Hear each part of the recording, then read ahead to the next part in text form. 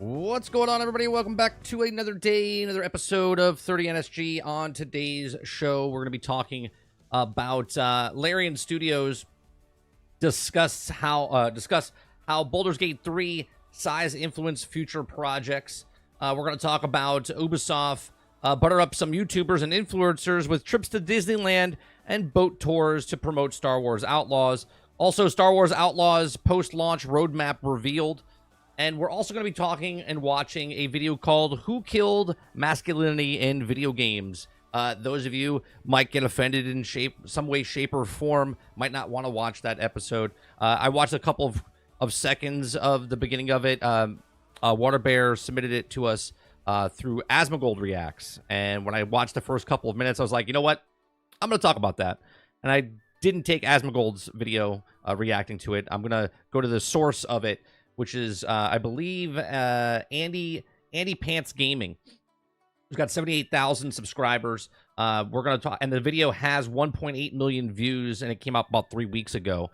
So we're gonna watch it, and discuss it, and give you my reaction to it as well. If you guys like what we do here, we do this Monday through Thursday from 10 o'clock in the morning till noon Eastern. We just read gaming news, have conversations, talk about video games and whatnot. If you like that, hit that like button, hit that subscribe button. And if you'd like to go above and beyond that, become a member as little as $5.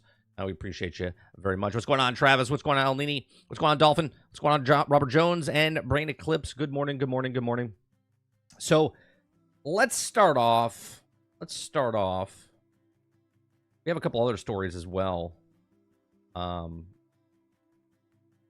Let's start off with Larian discussed how Baldur's Gate 3 size will influence the future projects for them. Okay. Baldur's Gate 3, one of the best games or the best game of last year, and probably one of the better games to come out in the past decade. Very highly, recommended by a lot of people.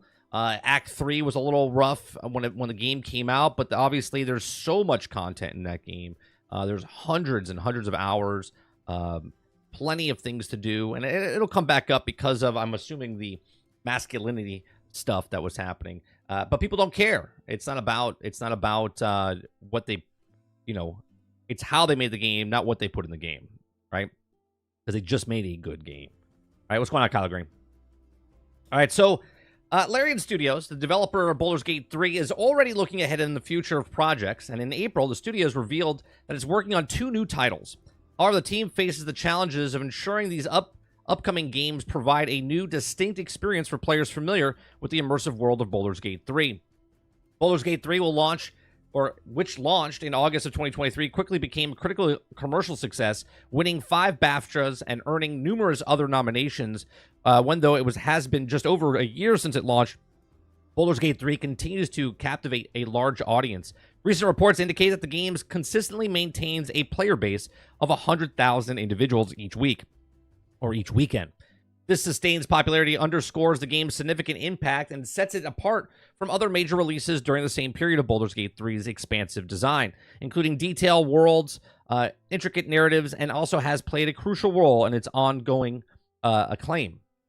Okay, despite the massive success, Larian Studios has announced that it will also not be producing any Baldur's Gate 3 expansions, downloadable content, or sequels for the game, choosing instead to focus on new projects. While the anticipation amongst the fans of future developments from studio likely remaining high, the interview with PC Gamer is highly as significant challenges of Larian's faces. Now, the writing director, Adam Smith, explained that the studio is encountering a problem, for the Simpsons Did It scenario. He elaborated that whenever they discuss new ideas, it often find themselves referencing elements already used in Baldur's Gate 3 as a game encompassed by a vast array of features and innovations. Now, we talked about this all the time, right? So I think they're allowed to, as a gamer, I'm okay if a company reuses assets and stuff, and I'm not talking about like the visual assets. I'm talking about like gameplay mechanic assets and stuff like that, right? If they came up with a new mechanic and they used it inside of Baldur's Gate 3 and they rehash that in their next game, I'm okay with that, okay? If they come out with Baldur's Gate 4, I would like them to, obviously, I want it to be better than the last one, right? That's just how it works, okay?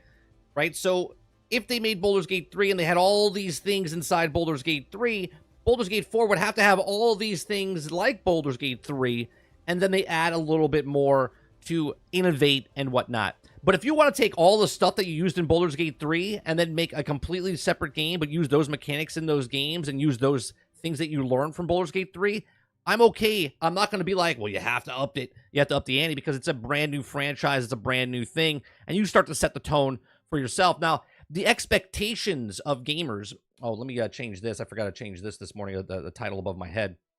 Right? If you set the tone of the expectations of what people want, right? Us, the gamers, are going to be disappointed because obviously it's really hard to keep doing this. It's really hard to keep anteing up to make that game better and better and better and better.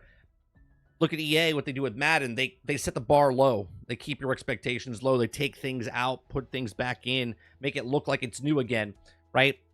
What's going on, Broick? So, Larian Studios faces challenges to avoid repetition with new projects. This game is difficult to create new content without inadvertently repeating what has already been done. Additionally, Smith mentioned that Larian has faced similar difficulties before, particularly during the development of Divinity Original Sin series and Baldur's Gate 3, where the goal was to deliver innovative experiences while avoiding redundant content. While it remains to be seen how studios will address these challenges, Larian Studios has also recently revealed why it chooses to focus on new projects instead of making a sequel or DLC for Baldur's Gate 3. As fans await further updates from Larian Studios, the developer has announced new features coming to Baldur's Gate 3 with Patch 7. This update will introduce evil endings and a mod manager to enhance customization. Additionally, split-screen gameplay will also improve with the screen dynamically merging the player characters or are close to each other and dividing when they move apart along with other elements. Right? Like little things like that. That's cool. Okay? Marvel's Avengers, Marvel's Avengers did this, where you get together and the screen would like collapse on itself, so it's like together, and then when you move apart on the same screen, it separates the screens. Like, that's a cool little thing. So, you know, obviously because they're so they've raised the bar so high, other people are like, you can't expect this from other developers, right? You can't expect these games to be like what Larian Studios did with Baldur's Gate 3. But I think the real thing for the problem for Larian Studios is just competing with themselves, not really setting the bar for the rest of the industry. Now, obviously, as a gamer, the game came out. It was a fantastic game. That's what we want. We want our games to be good. We want our games to make a lasting impression. Obviously, not every game is going to be a bestseller, right? Or game of the year, right? As I always say, all movies are not going to be movie of the year, best movie picture, right? No, all books are not going to be bestsellers, right? You put stuff out there, they fill in, you know, there's got to be last place, there's got to be first place, there's got to be everything in the middle. You can't have everything that comes out the best being the best of the best. So when they come out with their next game, though, okay, they've already set the bar so extremely high. Will they be able to hit that bar again? Will they be able to, just comparing themselves to their last projects? And that is to be seen, okay? But I believe that people will give them a little leeway as long as they don't go too far off the recipe, right? If they make a next whatever it is, let's say it's a space tactical instead of fantasy base. As long as they take the same type of things that made that game work and re-implement them into this game in a different type of way, I think they'll be successful. And I think their biggest criticism will be if they don't do what they did with this particular game or what they've done with their other games. They've raised the bar every single time, and now this one was set pretty high. So to hit that, I don't think they need to have 100 new things in the game. I just think they need to add one or two things to stand it apart from their last game. But these are my thoughts. Let me know yours in the comment section down below. What do you think about Larian Studios setting the bar and not trying to repeat themselves with their next project? Let me know in the comment section down below. Please make sure you share, like, subscribe, and if you like what we do here, please check out some of our other videos. Thanks for watching.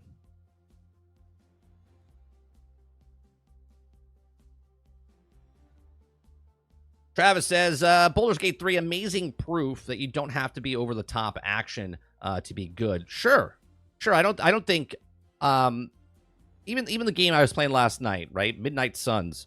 I thought it was pretty good. Now, there are things that are cringy in the game, but the actual combat, right, to get to that moment of why I like the game is a little long, right? and I'll compare Midnight Suns to like other games where, like, if you play like a Red Dead Redemption or an open world game, I should say, the spot where you start to where you go and the interesting points in between is like every 15, 30, 45 seconds. In Midnight Suns, after the battle and doing all of this other stuff gets pretty boring and whatnot. I just want to get back into the action is what I want to do, right? And I think that's why a lot of people lost interest in that game, not because of the card system. I think they got it there because it's a little boring in between of the drama stuff to get to the more action stuff. Okay, so I think Baldur's Gate 3 does better than that, right? Because in between the stuff, there you go back to your camp and you talk to your companions and whatnot, but it's back in the action, right? It's back in the action much faster than you would have going around the Abbey campus and whatnot inside of Marvel's Midnight Suns. Eclipse says, true. That makes you feel like gaming is not dying. I don't think gaming is dying because I think there's always going to be games that are popular, right? You're still going to have your Stellar Blades. You're still going to have your Baldur's Gate 3. You're still going to have games like that, right?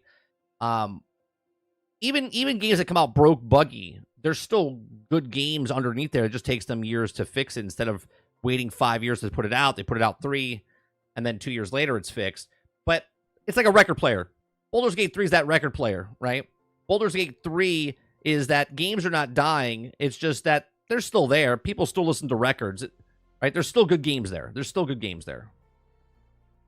Water Bear says, I need to play more. 11 hours of Baldur's Gate 3. What's going on, Water? I'm the same. I have 11 and a half hours. I can't get back into it, but maybe after I start playing more of Marvel's Midnight Suns, maybe it'll spark that for me to go back over there. Travis says, not true, 30. You can say all movies are something. For example, all Fast and Furious are garbage. That's it's your opinion, right? I kind of agree with you. I like the first, 3, and that's about it. Right? They're entertaining, but I don't think they're good. Travis says sci-fi fantasy, or sci-fi greater than fantasy for me, so I'm down for it. Yeah, if that's what they do. I don't know what they're doing.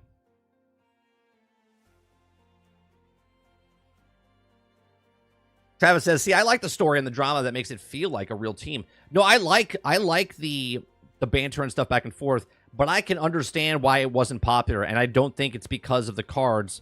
I think it's a lot more with that game, why people don't like it. What's going on, Mo?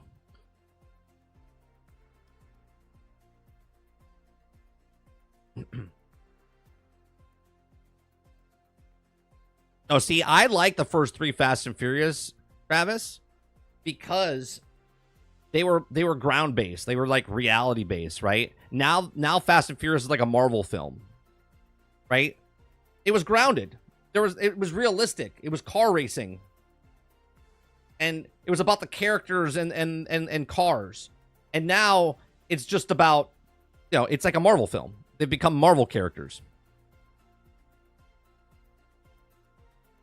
Robert Jones says, that was my problem with Midnight Suns. I wanted to get back into the game, but also didn't want to miss the story beats, so I stopped playing. And I totally get that, Jones. I totally understand where people are coming from, where you're playing Marvel Midnight Suns, and the part that I thought I was going to hate the most was the cards, is probably one of my favorite things in that game right now. I really like the deck building of the cards that you're getting, and as the more you play, the more you unlock in Midnight Suns, and that's, to me, one of the better parts of the game, right? There's that cringe stuff in between. Some of the stories and stuff of the back and forth between the characters I like, okay? What I don't like is the other part of the character building where I have to go on a date or a hangout with them. I didn't like it in Grand Theft Auto 4 when I had to take, Nico Bellic, and take his cousins and stuff and his girlfriends and go bowling, go play pool, and take them on dates. I could do without that. I get why it's there, but I could do without it. But I need to do it because it helps you with your companions and makes it more experience for you and whatnot. What's going on, Maloney? Eastside Vandal says, Divinity, Pillars of Eternity, and Wasteland 3 were all excellent games before Baldur's Gate 3. Baldur's Gate 3 got a lot of attention because it was good and the IP used in the game. Well, I think the reason Baldur's Gate 3, obviously because it was a good game, but of the landscape of games that been coming out the last, half decade to a decade, even though Pillars of Eternity was a very good game, Baldur's Gate 3, it's about timing. It came out in this landscape of games that were like, oh, Jesus, another broken, buggy game that came out. Eclipse says, as long as they keep doing what they've been doing, I think it'll be fine. Like their next title needs to be more polished. Like Act 3 of Baldur's Gate 3 was so bad at launch. Right. They put so much time. By the time here, let's be honest though, Eclipse. Not to say that this is acceptable in any way, shape, or form, but again, I've only played 11 and a half hours, so I never got to Act 3 of Baldur's Gate 3. But 50%, more than 50% of the people don't even finish games. So majority of the people that bought Baldur's Gate 3, myself included, never got to Act 3 to see that it was messed up, and they fixed it. Not giving them an out. But the game was so goddamn polished for Acts 1 and 2, they're like, we'll fix it down the line, which is not cool, but at the same time, majority of it was so good that they gave them a pass because the beginning of it was so good. Now it's fixed, right?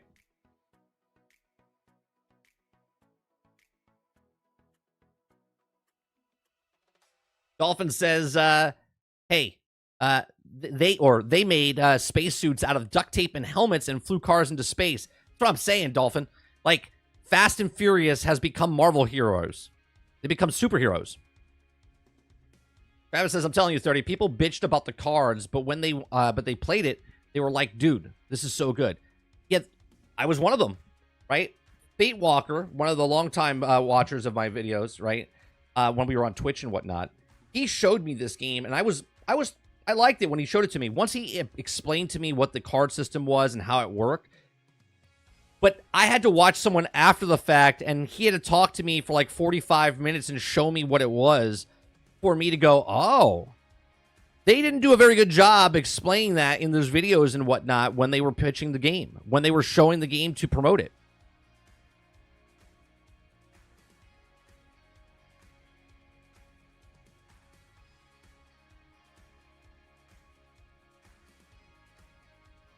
Eclipse says, I've always said the combat in the game is a 10 out of 10, but everything else is not at all.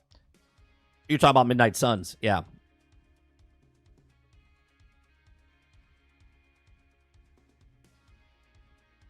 Who said the Phantom Blade thing? Where's that Phantom Blade thing that you're talking about? Who said that?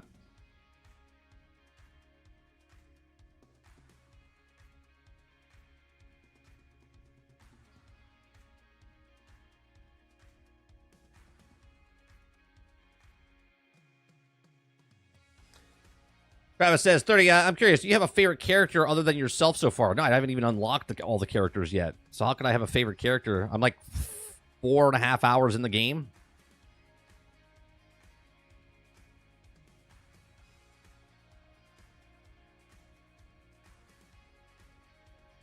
How can I have a favorite?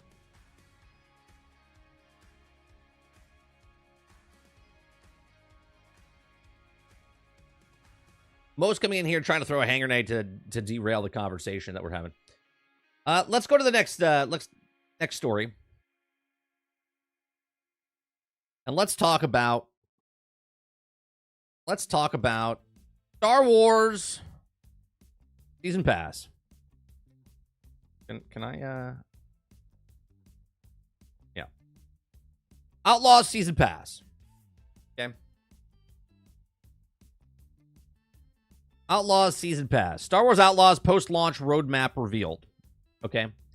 Now, obviously, it's a single-player game. Obviously, it's been being dragged through the mud because of Ubisoft. Ubisoft has just not had a really good year between promoting Shadows, AC Shadows, and, this, and Skull and Bones, and Avatar. All right? Avatar, not great, not good Persona, you know what I mean? Like, it's just there. Already at discount. Skull and Bones half off right now as well. Star Wars Outlaws post-launch roadmap revealed. It says post-launch roadmap of Star Wars Outlaws has been revealed, providing details on the open-world Star Wars game Season Pass content. 2 upcoming story packs are included in the Season Pass and will be also available for a standalone purchase at launch. Season Pass owners will be obtain the Kessel Run character pack with outfits for Scoundrel K-Vess and her companion Nyx, and also getting access to the exclusive mission called Jabba's Gambit. All players will meet Jabba at the hut for the main game, but there's also the Season Pass access will gain the additional quest from the notorious Hunt Cartel. Remember, you have to pay an additional $40 just to unlock that one character because you have to buy the Season Pass just to get that one extra mission, and then you'll get the rest of it later. Okay. Just as Kay is putting together a crew for her big heist, she receives a job from Jabba the Hutt himself. ND5 owes the Hutts a debt from years ago, and Jabba has come to collect. Star Wars Outlaws launches on August 30th and available for pre-order now at the Ubisoft store. And you can also play up to 3 days early on August 27th with Gold Edition and Ultimate Edition, or with Ubisoft Plus Premium subscription. I love how they even highlight in pink for you, huh? You can click on that and it takes you right to it. So here's the Season Pass roadmap. Okay, so you got the exclusive mission, Jabba's Gambit. Then you have the character pack of the Kessel Run. Then in fall of 2024, okay, again, you only get the exclusive mission if you get the Season Pass. If you get the base game, you do not get this extra mission. You only get it if you get the Season Pass for an extra $40. Okay, now you get the Star Wars Outlaws Wildcard story, which we know nothing about yet.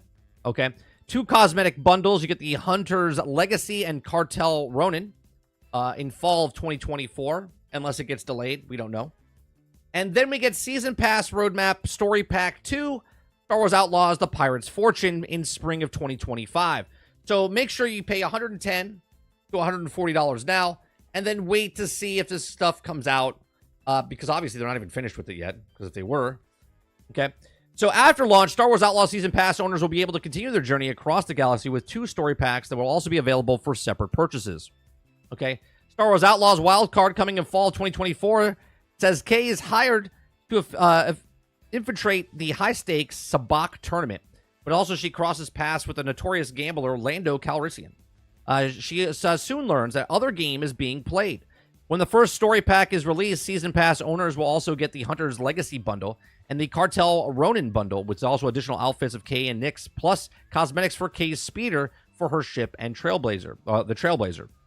Star Wars Outlaws, The Pirate Fortune, coming spring of 2025. The Trailblazer's reputation precedes Kay as she runs into veteran pirates. Hondo, I knew that was coming. As soon as I saw a pirate, I knew Hondo was being a part of it, who is looking to settle his own scores with the ruthless gang of pirates.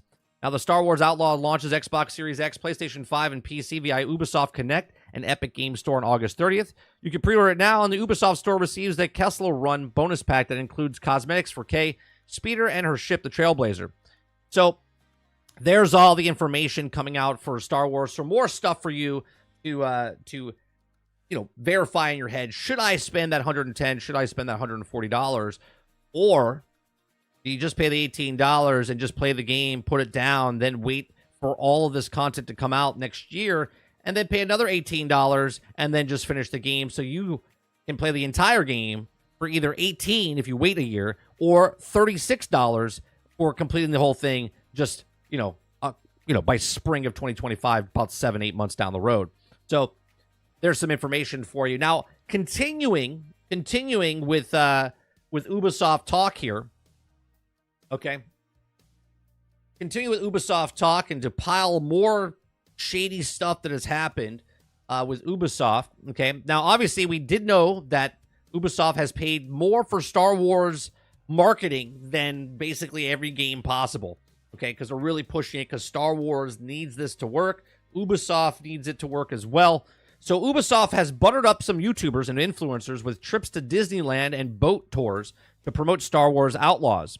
Okay, the new investigation into Ubisoft's marketing campaign for Star Wars Outlaws reveals that the company buttered up YouTubers and influencers with trips to Disneyland and boat tours before giving them access to the 4 hours of gameplay footage. Okay, well, that's not shady at all.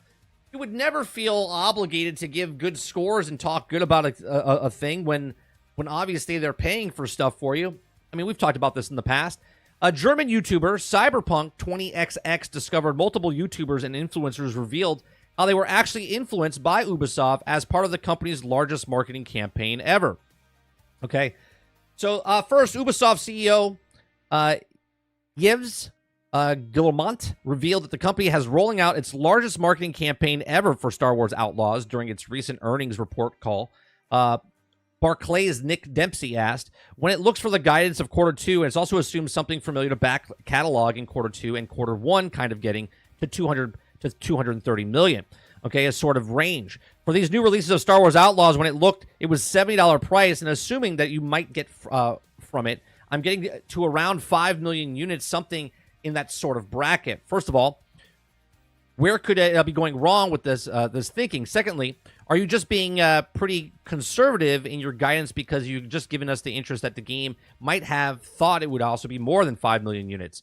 Okay, so in the call that they were talking about, they have to get around 5 million, I would say 5 million to 7 million units. Is that whole Spider-Man thing again, where you spent so much money on this game with the marketing and the game itself, you got to get a certain amount. Now, will it hit that?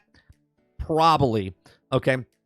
So he replied he can't comment on the very numbers you're quoting, but what we can factor in is the strong launch for Star Wars Outlaws that reflects the fact that it's amongst one of the most wanted games in the industry, or weighted games in the industry this year, and really strong positive community sentiment.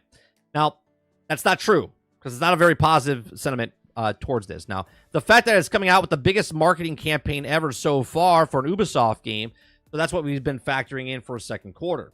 Okay? Part of the biggest marketing campaign ever was flying out YouTubers and influencers to Los Angeles to give them a 4 hours with the game, and Cyberpunk 20XX revealed that that one of his fellow German YouTubers, our Kartolf, I'm gonna butcher this name, I'm sorry, Kartoffelia Koenig, confirmed a claim that is also the biggest marketing campaign ever. As translated by YouTuber, stated that with the largest marketing campaign ever for Ubisoft game, and can definitely confirm it last part, as I was invited to the Ubisoft to come to Los Angeles, play it to Star Wars Outlaws event. The location was really polished up. It was one of the days in Disneyland and something like that.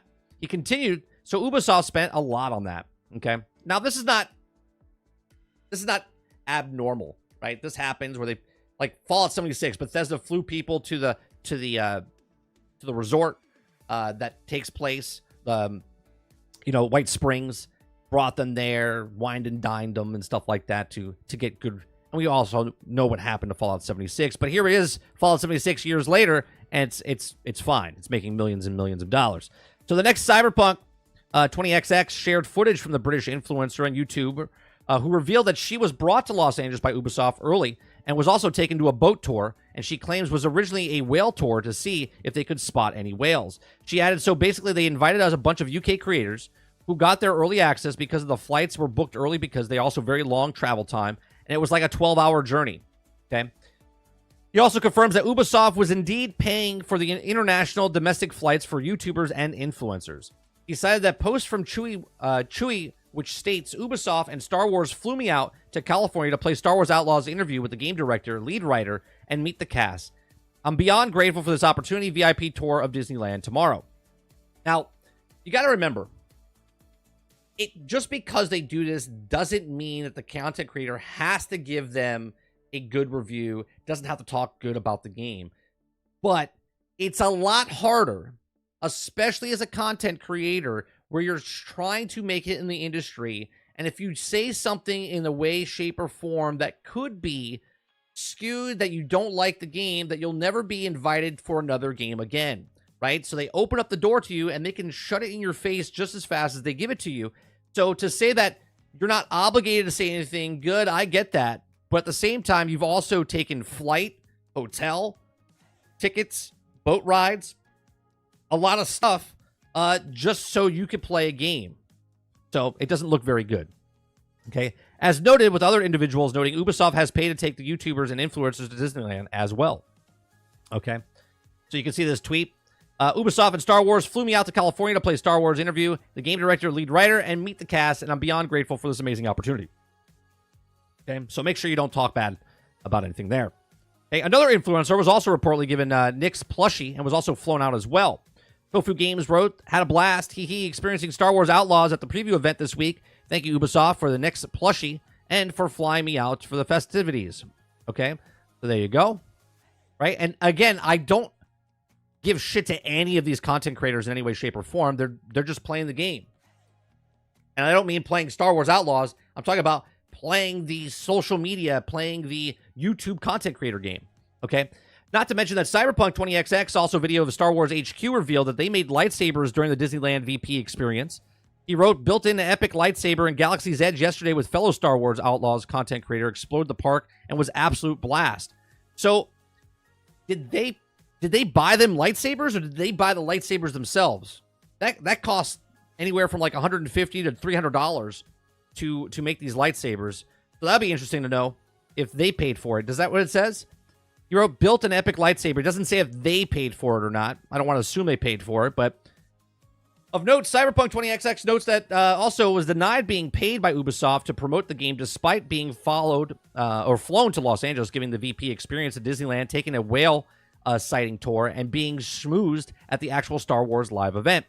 On her video, she actually went event where she also praised the game, and Julian pinned the following comment. PSA, I was not paid by Ubisoft or anyone else to make this video. I was given the opportunity to record content. However, it was fully my own choice to make and share the content based on it. The only money I make from this content is from the viewers, and there is no shilling or hidden agenda involved. Well, that's false. That is false in every way, shape, or form. You didn't take money, actual cash you could put in your bank account, but you took a flight, you took the tickets, you took the whale tour, you took a lot of different things. That is called payment. That is called payment. Okay? The YouTuber also notes that Ubisoft was held at least 2 of these big events, and the cities of Mandalorian has also revealed that she was also invited for 2 events, one in June and another in July. She posted on X, Ubisoft invited me to another incredible week in California, and they also know how the party. We played for 4-hour demo of Star Wars Outlaws, adopted my own little necks, and also hung out with the so amazing people. More pics coming soon. In response to another user, she confirmed that she was also her second trip. I know, right? I couldn't believe it either. I'm still not over the jet lag from the last trip. So she went on 2 trips. So she went to California and she flew out to another complete place. Interesting. Okay, Ubisoft is not the only company to do this in the far from the first, and it's also the campaigns do not always work, but maybe the biggest example is Prime Video's Lord of the Rings and the Rings of Power. Amazon, the Prime Video, paid influencers to meet the show's creators, get exclusive first looks, and show multiple events, including one in Oxford and also so in other places. So while there's also initial interest in the show, it reported that The Hollywood Reporter detailed a 63% of the individuals who started watching the show failed to finish it. The Hollywood Reporter, Kim Masters, reported that while Amazon, like other streamers, provides only limited data, internal held information even more closely than usual in the series. Sources confirm that Rings of Power had a 37% domestic completion rate and customers who watched the entire series. Overseas, it also reached 45%. A 50% completion rate would also solid. Now, I remember these influencers for Rings of Power. They stopped watching the show. They got flown out. They didn't have to say nice things, but they did say nice things in the beginning because they got flown out. But once the show came out, they literally stopped watching it and watched something else. So, of note, this investigation follows the wake of German YouTuber channel Peitsmite, which also has over 2 million subscribers, admitting that it removed its Star Wars Outlaws preview video, and the video itself was subjected to review process from a third party, which is very interesting. In the post, YouTuber Peitsmite shared that removed the Star Wars Outlaws preview video from the channel, as translated by Deeply L. One of the channel's owners stated that, "Hi, Peter. We've taken the Star Wars video offline, not because we wanted to sweep something under the carpet or anything, but because it should never have been published, and we don't want it on this channel. We talked a bit more about this in the next Pikecast episode. I'm sorry." Okay. This post followed a comment revealing that the third-party agency had to approve of this Star Wars Outlaws preview video. And as translated in Deeply, the channel posted, "They completely understand the arguments that they were made and was not correct. I had the opportunity to play the game for 4 hours, and it was edited into over an hour of video. As part of the review process, the entire video was thrown back to us, and the intermediate agency, not Ubisoft, asked us for a lot of changes, especially to the wording at the beginning. But since I personally thought the game was really cool, I didn't see the big problem, and this was a huge miscalculation." it added, sorry if I don't have the pre-order of the game, of course. You can buy whenever you like it or with your money. I absolutely enjoyed the version I was shown, and the process behind was for the ass. I was also, I'm sorry for I didn't print more against it. But ourselves being beaten wide open, big sorry for that. Okay. So what do you make of Ubisoft spending lavish amounts of money on YouTubers and influencers to hope to selling Star Wars Outlaws? Now, again, this is not the first time this has happened, and this is not going to be the last time this happens. But to, like, look, let me tell you from a content creator's point of view, okay? Would I love to get flown out somewhere, to be given the opportunity to play a game early, give you information about it early? 1,000%. If I was younger, right? I don't give a shit now, right? I am a small content creator. This would be huge for me if someone flew me out somewhere and I got to do it and make content ahead of time. But I don't want to make content like that. But I understand 1,000% of content creators playing the game because I am the oddball, right? I don't need or want to get flown out somewhere because I've worked in that business before, and I know it's all about schmoozing and bullshitting your way and doing all of this stuff to get advantages and ways to get your career up, and they help you, you help them, kind of scratch your back type of shit. And I'm not about that, right? But I'm also not against people doing it because, look, you got to do it. You got to experience it. You got to do what you do for your channel to grow it or whatever. But to say that you didn't get paid, that's just absurd. Okay, just because someone didn't give you a dollar bill and say, hey, speak good about the game, okay? They didn't ask you to speak good about the game, but they gave you a plane, okay? They flew you across the world. They put you up in a hotel. I'm sure they fed them, okay? I'm sure, okay, they paid for their tickets for the park. They took them on a boat ride. They gave them plushies. I don't know if they paid for their lightsabers, but there's a lot of stuff going on there that was transaction. You play this, we give you this. That is in the back of your mind going, well, I can't really talk bad about them because now if I talk bad about this game in any way, shape, or form, I'm giving you my honest opinion. I really like the game, but I also am a little skewed now because if I talk bad about the game in any way, shape, or form, and all of a sudden the next Ubisoft event comes up and I don't get invited now, well, then I start putting the two and two together. I'm like, well, wait a minute. When I talked good about it, they invited me to things. And when I don't talk good about things, okay, they don't invite me to things. Only until you get up into the upper echelon, okay? And I'm not talking about upper echelon. I'm talking about the upper echelons of your subscriber base where you're in the 2 millions. When you're high up there, they don't care if you talk good or bad about them in any way, shape, or form because they know a lot of people watch those things, and they're okay with that. But the other content creators that are in the 100,000, 200,000, 300,000, okay, they 100% want them to tell their fan base, and they're not asking them for good reviews, but they sure, trying to pay it off in some way, shape, or form because otherwise they'd be like, hey, you want to come to an event? Sure, you got to pay for your own plane ticket, and you can come over here. Hence why I like SkillUp and whatnot because he paid for his own way to get there. And I respect that. I respect that because then I feel, okay, if it is or not, that he can speak about it openly because he didn't take money in any way, shape, or form from these developers. But these are just my thoughts. Let me know yours in the comment section down below. Please make sure you share, like, subscribe, and if you like what I do here, please check out some of our other videos. Thanks for watching. All right, let me scroll back up and see what you guys are saying. Let's see.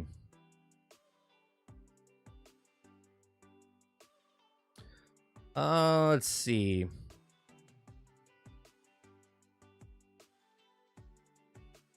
Travis says, 30. Real question. I've been debating with a friend. Do you think that the DLC is something that should be discussed before base game drops? My thought is to show that they have faith. No, I don't think DLC should be ahead of... I had a problem with this back in 2013, 2014 when Destiny was coming out, and they were selling the DLC before they even had the game launch. Okay, summertime of 2014. Okay, they were talking about Dark Below and House of Wolves before the actual game launched. And that's why people started talking about the game. The game content was cut from the game, and there was all this big drama and stuff that came around that as well. Sarge says, blah, blah, blah, story packet, blah, blah, blah, battle pass, blah, blah, blah, promised by content.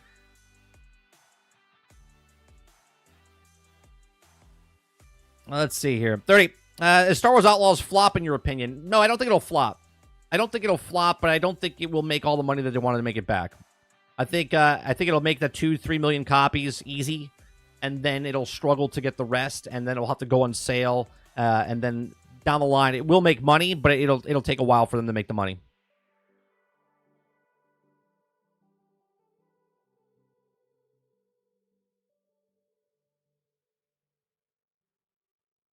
Let's see. Travis says, oh, I'll wait and buttered up people like how FromSoft paid for good reviews and how GTA did the same for the Game Informer. I mean, pay for good reviews or fly people out. Kind of sounds like the same, doesn't it, Travis? Jason says, here's a free trip, gift bag, please, like our game. Right? They're not asking that. They're not asking that. They're implying that, right? But they're not saying it.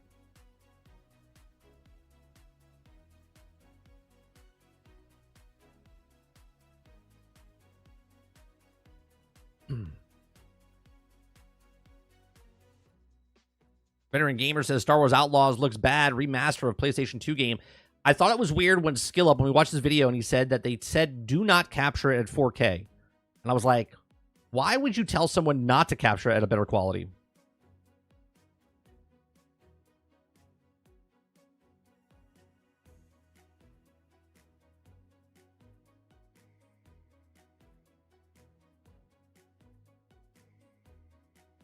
Travis says 30. Shh.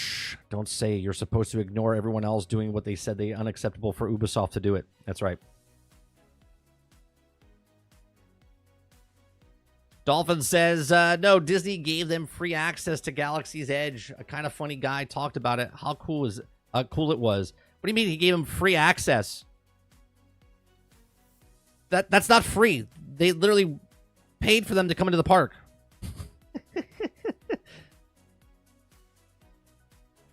Microsoft does the same thing to bribe creators. All companies do this.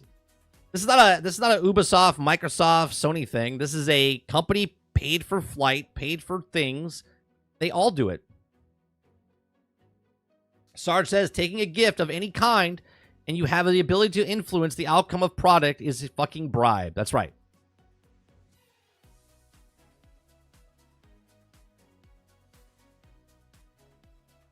Machiavelli says Star Wars Outlaws looks like a downgrade from what it was seen at the first reveal, and I think it has something to do with the graphics or graphic cards or the shaders or something. Something is up with that game, and I hope I'm wrong, but it definitely looks downgraded. Morning, Render Rose.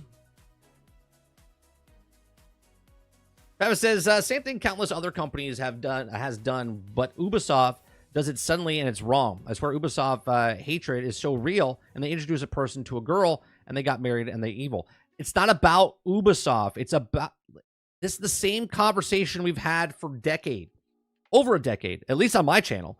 When someone takes any kind of thing from a studio, you can't, in my opinion, you can't trust them. They've been swayed in some way, shape, or form. It can't be, oh, I took a flight, I took a plane ticket, I took a boat ride, I got a plushie, I got a lightsaber, I went to a park, and all of my thoughts are my own. Sorry, doesn't work that way.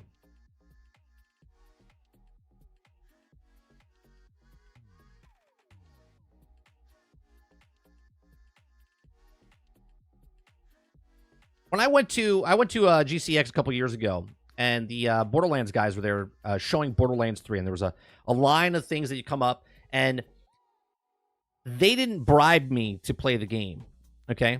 I had to pay to get in to the actual event, right? I had to wait in a line for 45 minutes to go through. Then I played it, talked to the developers, asked them questions, and then I went back in line when it was later, and went back and played it again so I could play a different character. In no way, shape, or form did anyone tell me that it was here's a ticket to the convention. Let me bring you up front so you can play the game. Nothing was paid for in any way, shape, or form. They were just my thoughts based on what I played for the game. Right? If I didn't go to the convention, I wouldn't have been able to play the game. But I bought hotel, travel, and the actual price to get into the convention so I could get access to the things in there.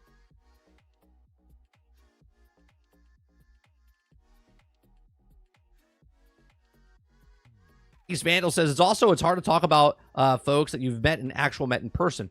Correct. But Vandal, if I met you in person and you made a video game, right? You could be the nicest guy ever. I'd be like, yeah, I met Vandal. He's a really nice guy. And then if I continue to say that, well, the game that he worked on, it's just not a good game, has nothing against you, yourself. It's the project you worked on, right? I can be a nice guy. People come into my stream and go, this guy's a fucking asshole. I don't like his stream. See you later. Like, talking about my content and talking about me are two different things, right? And I have no problem talking about going, hey, yeah, this guy's a really nice guy. Developers are really great. That does not put anything on me going, well, I don't want to say anything bad about the game. I really like Vandal.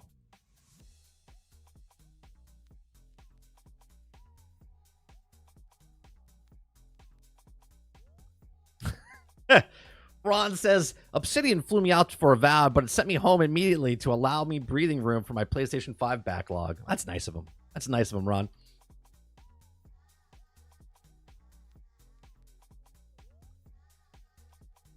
Okoki says, the more money they spend on influencing influencers, the worse the game usually.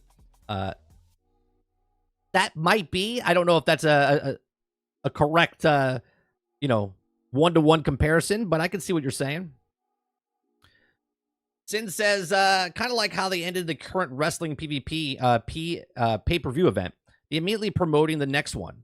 Kind of tacky in my opinion. I wasn't like the back in the late 80s and 90s. Oh yeah, it's just a constant, the next thing is setting up for the next one, right? Like the drama that's going on in wrestling sets up the next thing for the next wrestling event. Travis says, that's my point, Dirty. It's the same, yet Ubisoft does it, and suddenly it's pure evil. No, it's not suddenly it's pure evil. They're the ones coming out with games right now. See, this is how it works, Travis. This is how it works. When a company comes out with a game, and Ubisoft comes out with quite a bit of games, right? In the last 12 months that we've had so far, they've come out with Avatar, Skull and Bones, Star Wars, and they're coming out with AC Shadows. Within a 12-month cycle, they've come out with 4 games, okay? When you're coming out with something, it's prevalent and it's in the news. It's not all of a sudden that Ubisoft does it and it's bad. It's any company that does it. When a game's coming out, we start talking about the things. That's why Ubisoft is in the cycle. All they have to do is disclose it, right? They have to disclose if they got paid or if it's a paid advertisement, okay? They can say that they went and got, they got flown out to the event. But that's also an admission of, well, they paid for my flight. They paid for my hotel stay. Okay? Personally, I have no problem with that. I'm just not going to listen to what they say because they've now been bribed.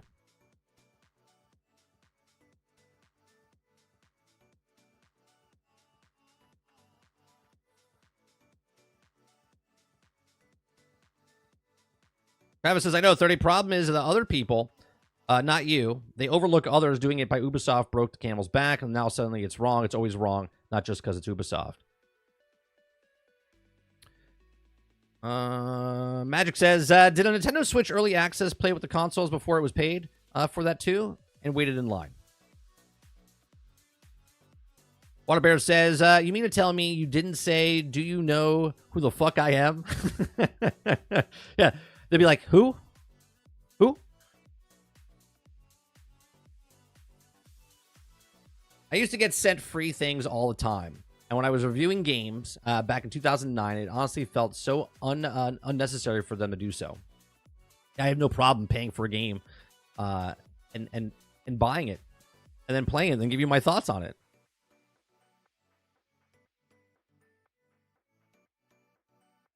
Ron Slusher says, nobody's been flown out for Concord that I know of.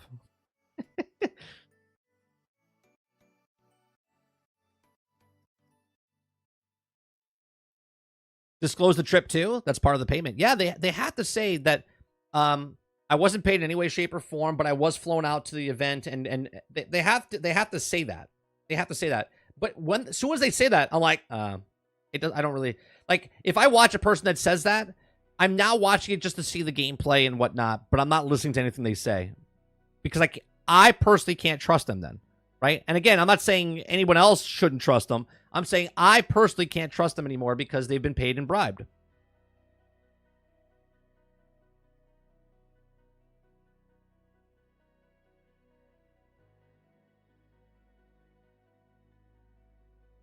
This is why I appreciate certain content creators out there that they buy the game day one, they review it, they give their honest opinion about it, and they tell you how it is. That right there gives me that sets the tone. All right, well, this person didn't get flown out, they didn't get the early access, or whatever.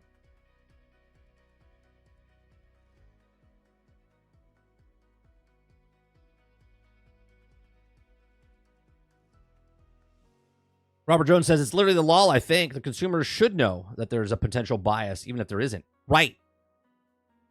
Just, as long as you tell us, and then I'll make the choice of, all right, well, you did get flown out there, so you're saying some nice things. Because here's a kicker in the ass, Jones. Right? If I watch somebody that got paid to be flown out there, they tell me so many good things about the game. I get that game. I start playing that game based on the reference, and then all of a sudden that game is nothing like they said it was.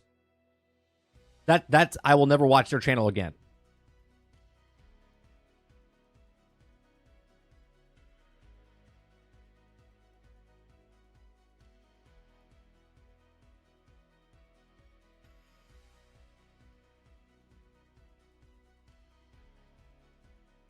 Sarge says, if you're an actual reviewer, then you buy the game. It's part of it in your business cost, no bribes, and you say what you want. Agreed. Agreed.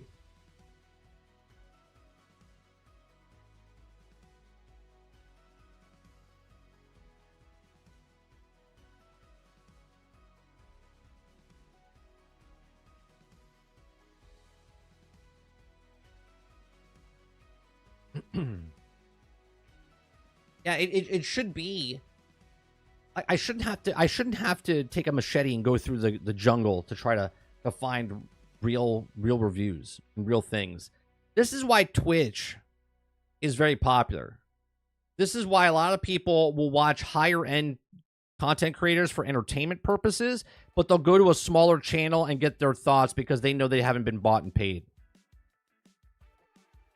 or bribed.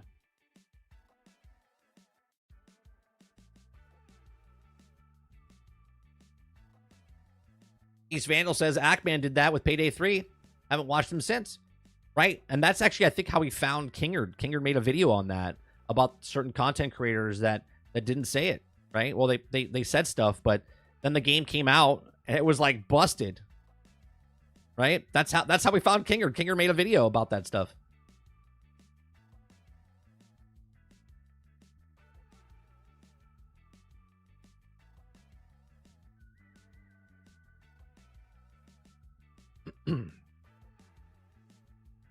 Again, I get the play, right? I understand. Okay, if I look, I'm 46. If I was 20, I started my YouTube channel. I'm building I'm trying to build my YouTube channel, right? But I'm doing it in a way that I don't want to be like everybody else, right? I want organic. I want people that want to watch me for what we're doing here. Okay, I don't want to be someone I'm not. And if I was a younger content creator, I totally 1000% understand that you're hustling your way, you're trying to make connections, you're trying to get in, you're trying to get I read the news, but if I was trying to tell the news like a Tom Warren or Jeff Grubb, I'd be schmoozing with everyone I can possibly can to give me any kind of inkling of data so that I could get the heads up on everybody else, right? If I was a game reviewer, I would 1000% be contacting all the companies to try to get in to see if I can get that game first so I can make that content. I get it. I totally understand about it. But that's not what I'm about. Okay? That's why you don't get content like that from me. Because I don't care about that stuff.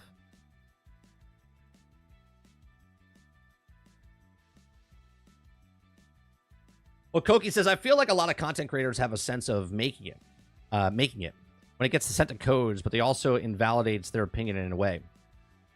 I've gotten codes before, right? I've gotten codes before, and the way that I do it, okay, I don't do reviews. I don't do reviews, okay? I've gotten codes. I've said I've gotten a code from a thing. I play the game, and then I let you guys look at it, ask questions. I give you answers. Be like, how is it? Hey, it feels good. The gameplay feels good. The thing is this is that. The graphics are good. The music is good. I say exactly what you see. I don't butter it up in any way, shape, or form. I don't try to spice it up in any way, shape, or form. I just play the game. I say, I got a code from these developers. Thank you very much. Play the game. You guys ask questions, and I do not give reviews. I do not put a video up saying, you should buy this. This is the greatest game ever. This is. I had a lot of fun with it.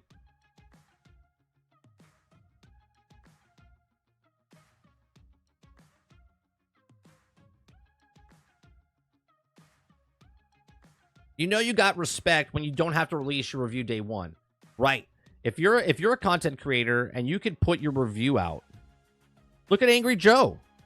Say what you want about Angry Joe, but he buys 99% of the games, if not all 100. I know he gets sent stuff sometimes, right? Or gets paid advertisements and stuff, but he says it. But most of his reviews he does, he buys the game, takes weeks after the game comes out, and then gives you a review. Respect.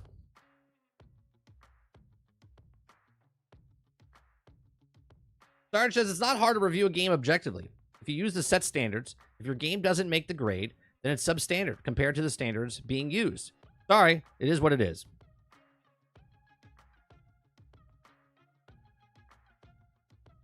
Kogi says, 30, you've always been genuine in your takes of games. You spend more time on what you like, but never push anything on your viewers. Right? Because I only want to play games I like. I only want to play games that I like. I will never play a game and go, oh, you know what? I really like this type of game. And bullshit. I will never play War of Ships or World War Ships or whatever. Okay? Not for me. Okay? I won't take money from a company that says, hey, you want to play World War Ships on your channel? I'll give you $30,000. Fuck, I would love $30,000. But then I would be selling out. I'm good.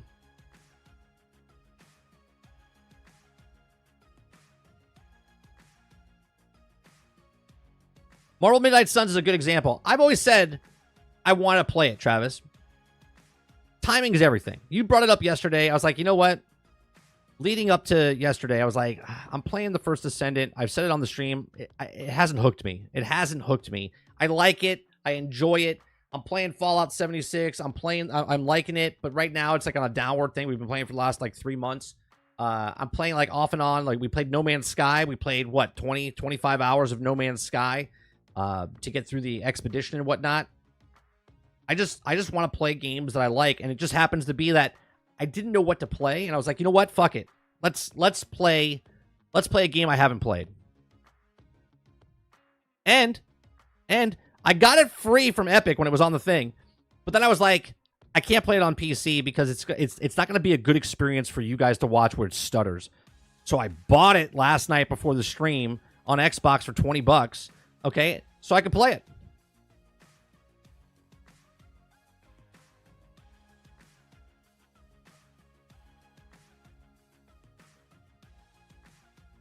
He did pinky swear to play Midnight Suns. I didn't pinky swear. But I am a man of my word. I am a man of my word, DMX.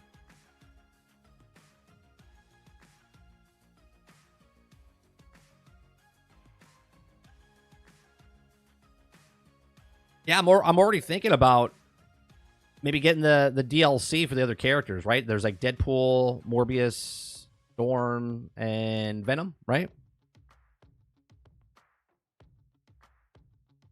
But I'll wait before I make that choice.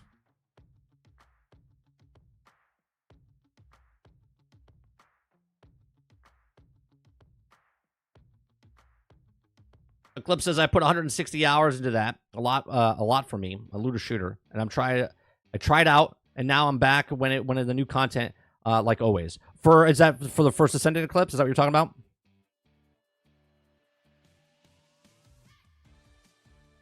Water Bear says, out of the 4 hours you've played, what are your thoughts? It's 5.5 hours I played last night. I played an hour before we started.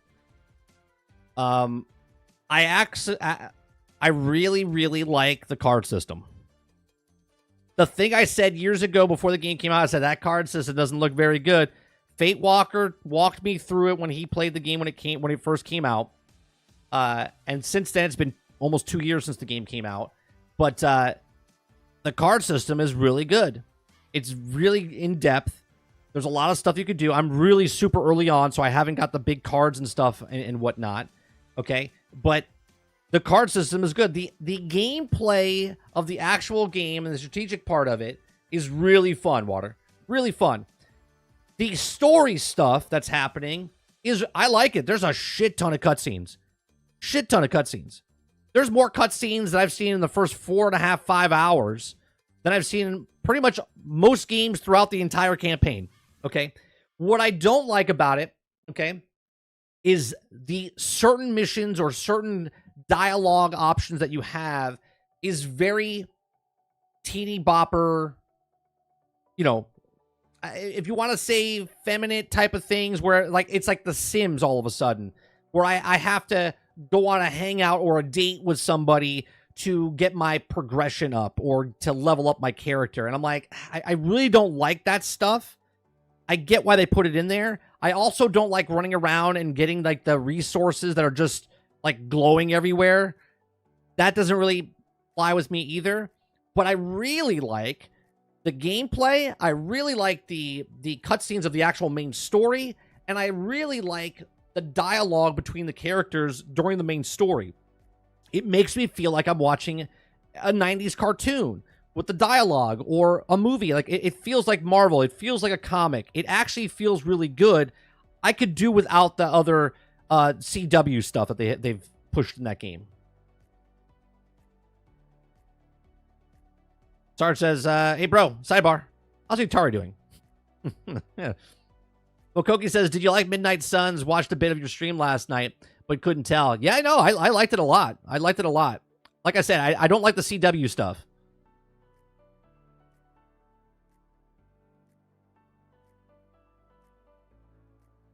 Maloney says, which Atari? The new retro console?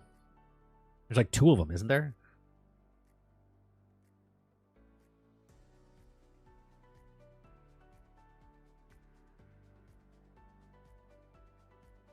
Are you going to play the Wolverine game when it comes out?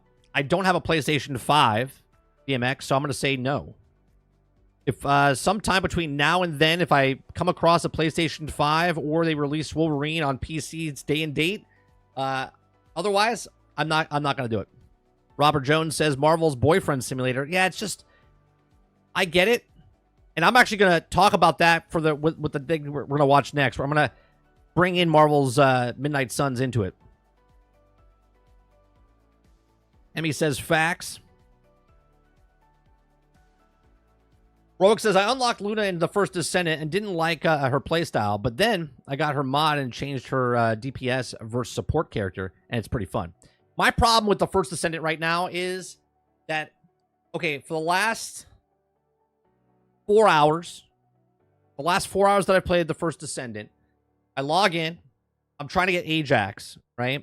And I have to go to, get the material, then go to the fusion reactor, and then, get enough void shards, then go to the reactor, kill the boss, and then try to roll for it. I've done it now for 4 hours. I've opened it 12, 14 times, which is a lot because you have to farm for the materials and then go farm the things and then open it up. And I have yet to get the piece. And at this point, I'm like, you're pushing it. You're pushing it, First Descendant, because you're not dropping the piece after 4 hours of stuff, right? And I get it. It's RNG and the roll and whatnot, but you're pushing me away because I'm trying to get something and you're being very stingy about it. Okay? Luck factor, whatever. I'm not getting the piece. So, because I'm not getting the piece, it's kind of pushing me away. Waterbear says, Madam Web or Midnight Suns? The movie or the game? Or are you talking about the game itself?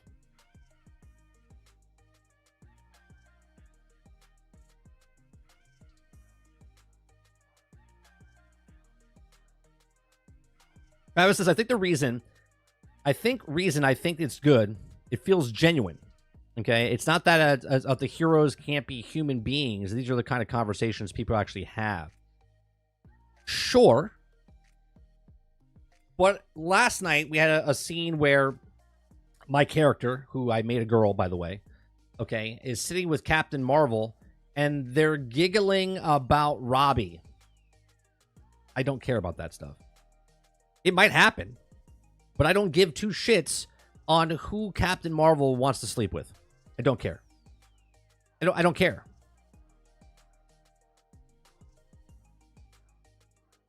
Water Bears, did you pray for the RNG gods? You have to tell me out loud so the farm animals can hear you. Right.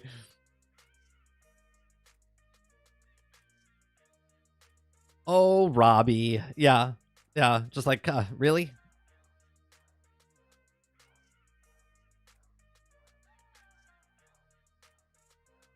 So I'm not a big fan. Again, I used to watch CW, right? I have a wife.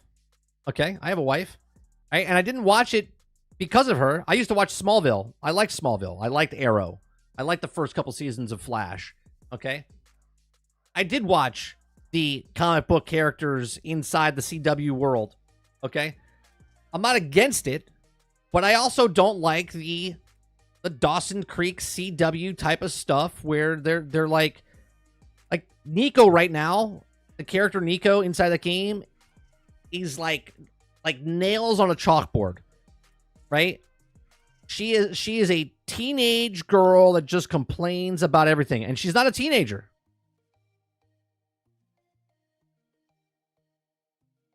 She complains about everything. They don't like me. I don't like them. This is that. And I'm like, oh my God. If I wanted the bitching like that, I would go turn on a show like that.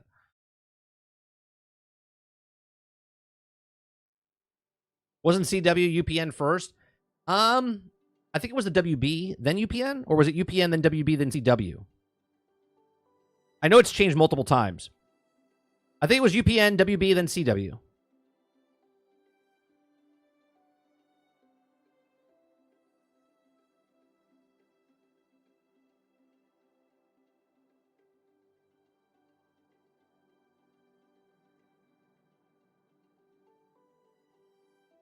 Yeah, right now, as you're asking him about gameplay and story, we've talked about this before. I love gameplay, and story is important to me. This game right now, as far as the main story, I like the gameplay, which I thought I wasn't going to like with the card system. And then I really like the story that they're telling so far.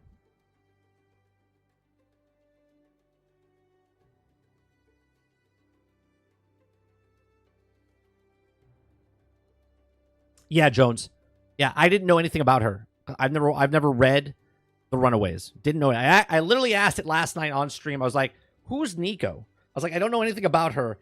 Then Travis said she's from The Runaways, and then my character in the game, 30 seconds after Travis told me, she goes, "What are the Runaways?" And then they started telling me what the Runaways were, and I was like, "Yeah, I don't like any of these characters."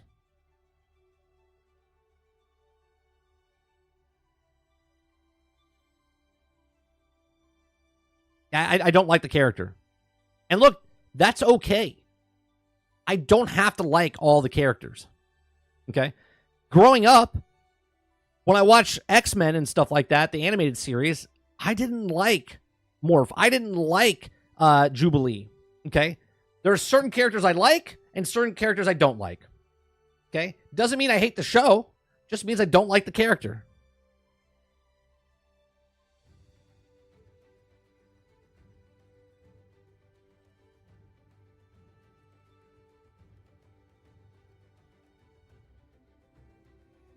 So we'll play more of that tonight. All right, the next thing I want to watch, okay, is a video called Who Killed Masculinity in Video Games? Now, Waterbear submitted this inside our Discord, and it had Asmongold's reactions to this video.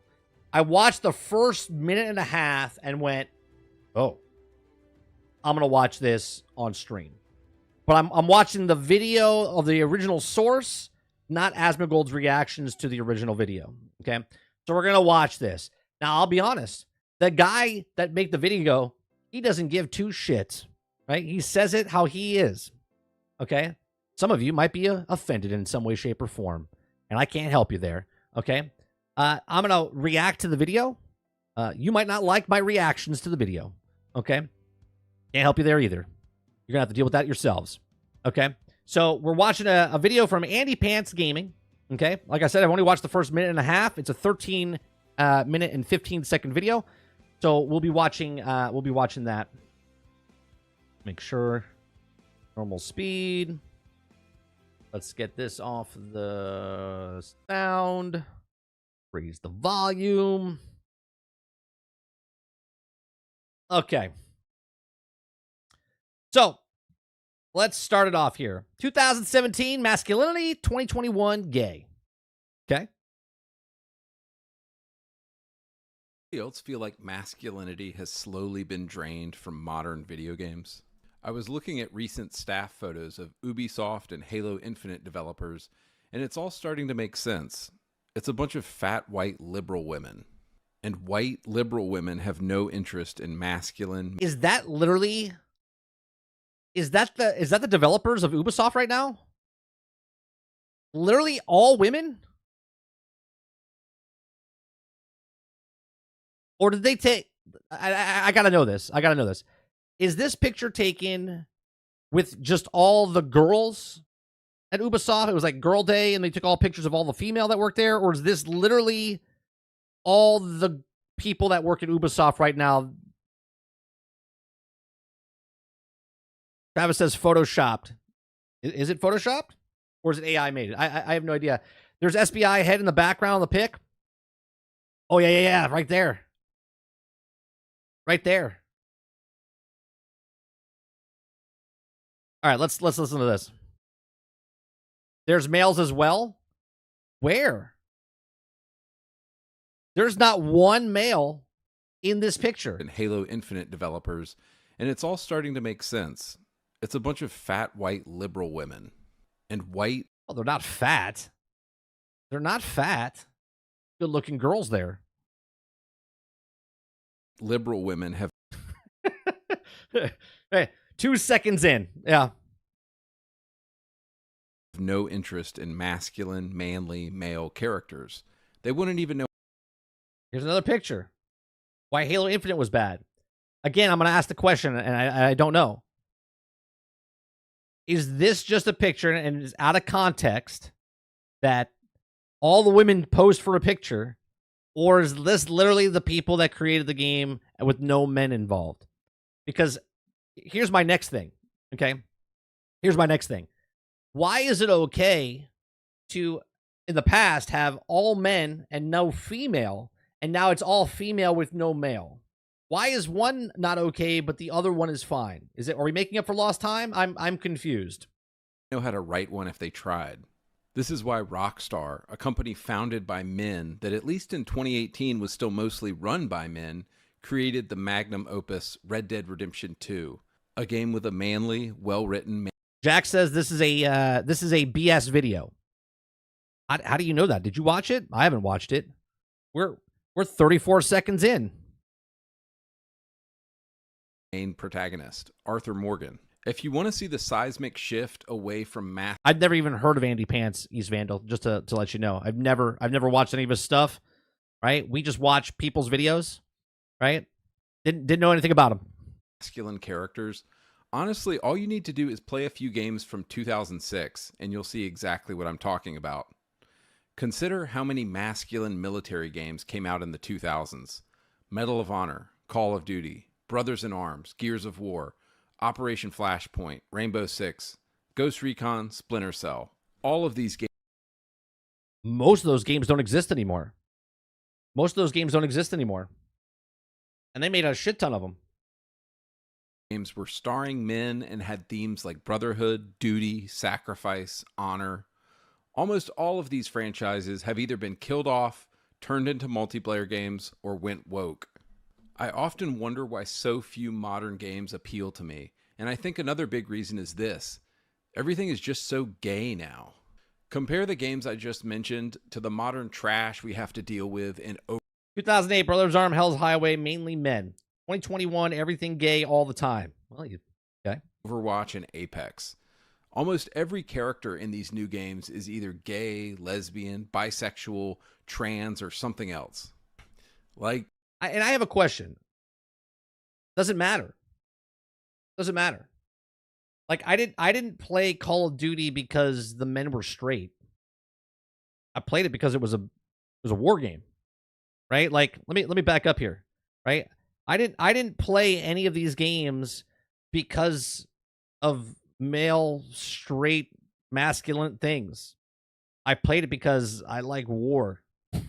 Yeah. I played every single one of those games because I like war. Right? I was like, oh cool. Get to blow shit up, shoot guns, blow shit up, right? That's why I played these games. In Overwatch and Apex. Almost every character in these new games is either gay, lesbian, bisexual, trans, or something else. Like, what happened to a masculine dude with a hot chick on his arm? I love the idea of Xbox Game Pass, but I swear every time I open it up and look for new games, there's just so many games that look gay now. Well, for that, obviously, for Game Pass for Xbox, their audience is as broad as possible, right? And obviously, if I was a single male, and I don't know about Andy if he's married or what, know nothing about the guy. Okay, sounds like he's a younger guy. Okay, sounds like he's young and doesn't have kids. I look at this and go, there's a lot of games there for kids. I don't say there's a lot of games there for gays, okay, or feminine games. I look at it and go, there's a lot of games there on this for kids or younger people, okay? And I get it. I'm in a completely different headspace than someone that's 25 compared to someone that's 10, okay? But when I look at Game Pass, there's a shit ton of games on Game Pass meant for everybody. I refuse to play another cutesy 2D It says, you leave unpacking alone. platformer or a game with a cutesy art style by some indie developer. Like, for instance, I can tell you right now, my son likes Turbo Golf Racing, likes Total, this packing game, Total Reliable, right? Trailmakers, he plays Trailmakers, okay? He's played these 3 games right here. He likes playing them. Anymore. I'm just done with these games. If you want my 100% real thoughts on this, I just think the entire video game industry has gone woke and gay, and almost nothing they are making appeals to me in any way. And I can agree with that. Again, I don't know how old he is, but I think he's I would say in the mid-20s or something like that, right? And your headspace is completely different to what they're doing. Now, obviously, you can see what they're doing here.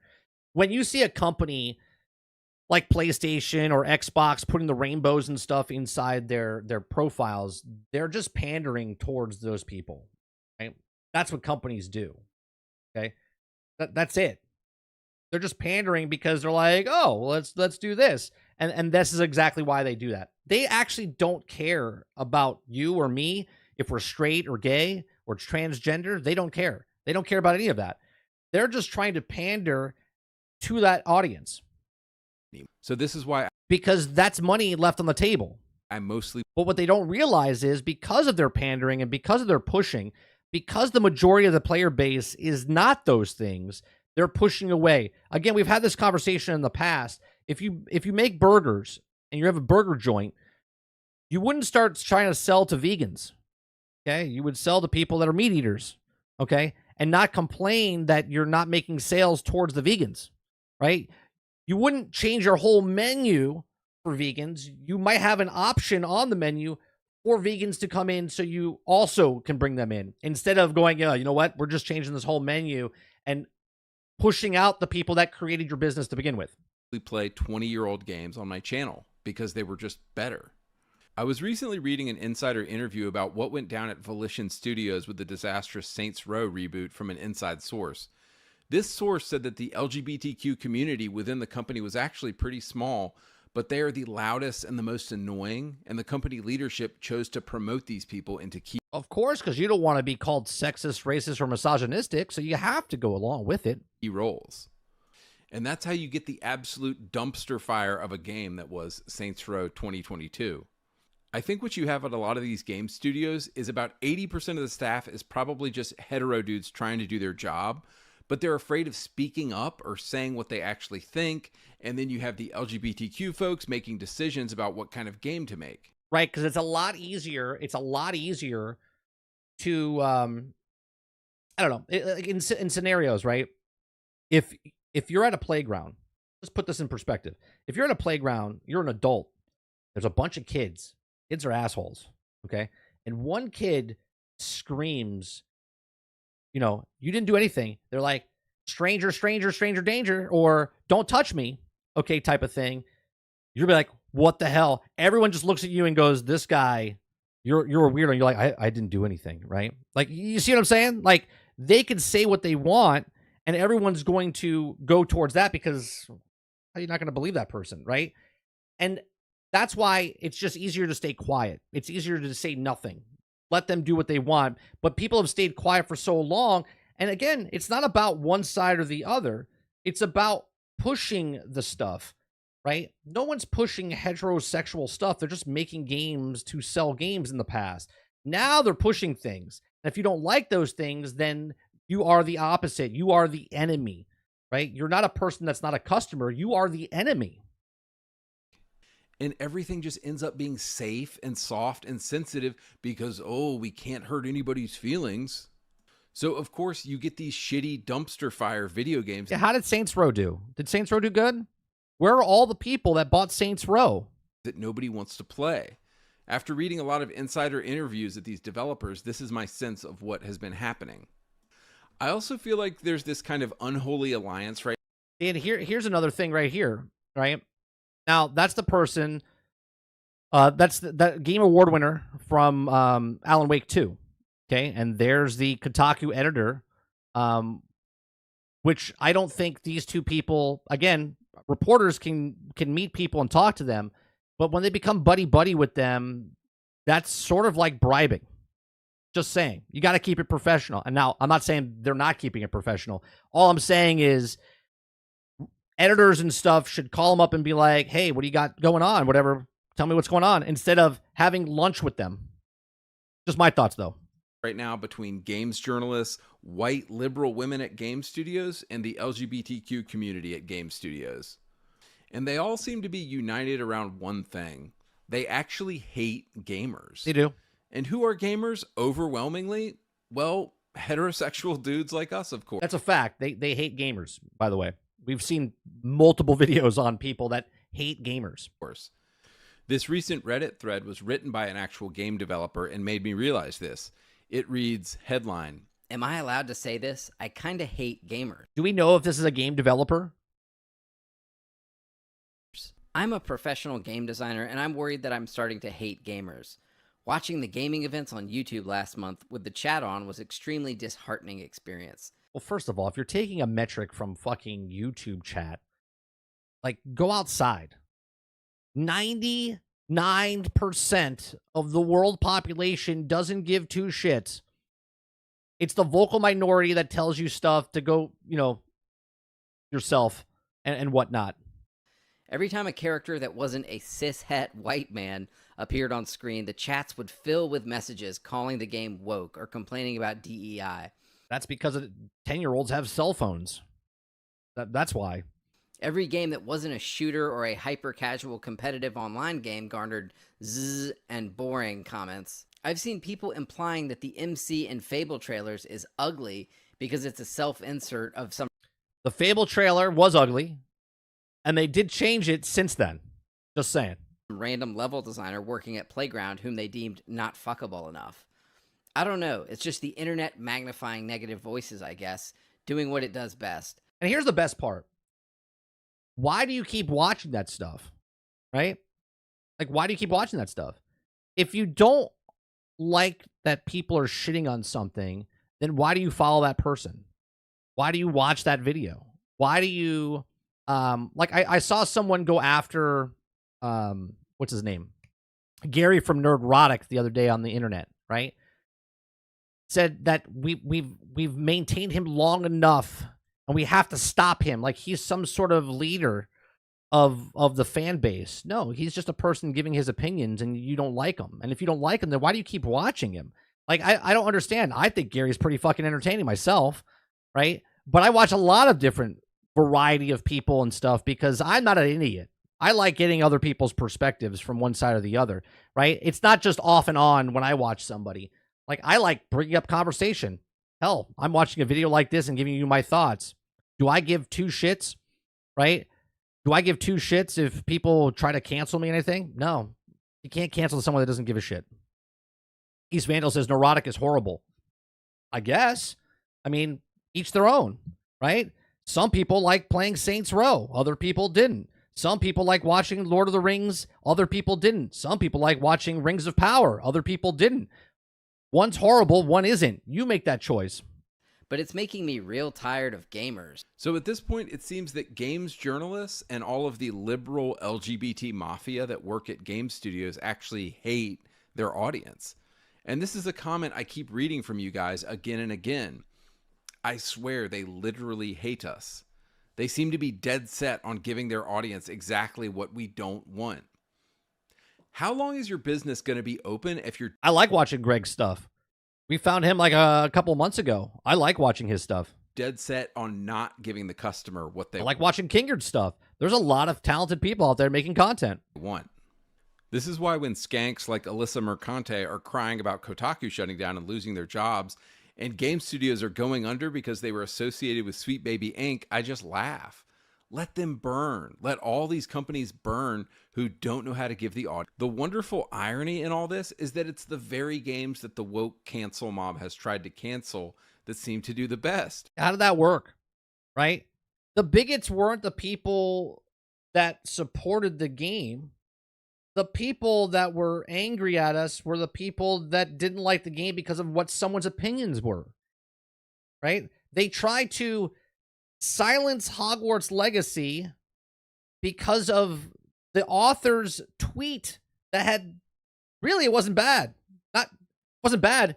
It was nothing. It was like it was a nothing burger. And yet they ran with it to try to cancel developers and studios and all of this stuff. And it went on to sell, I think, 25 million copies. Right?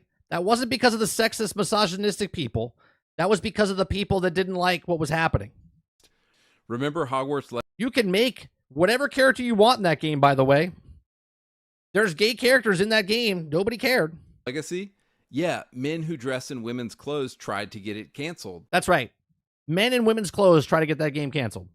Instead, the game sold 25 million copies. Oops. Remember Elden Ring? Remember how the woke mob tried to accuse FromSoft games of having, quote, problematic depictions of women?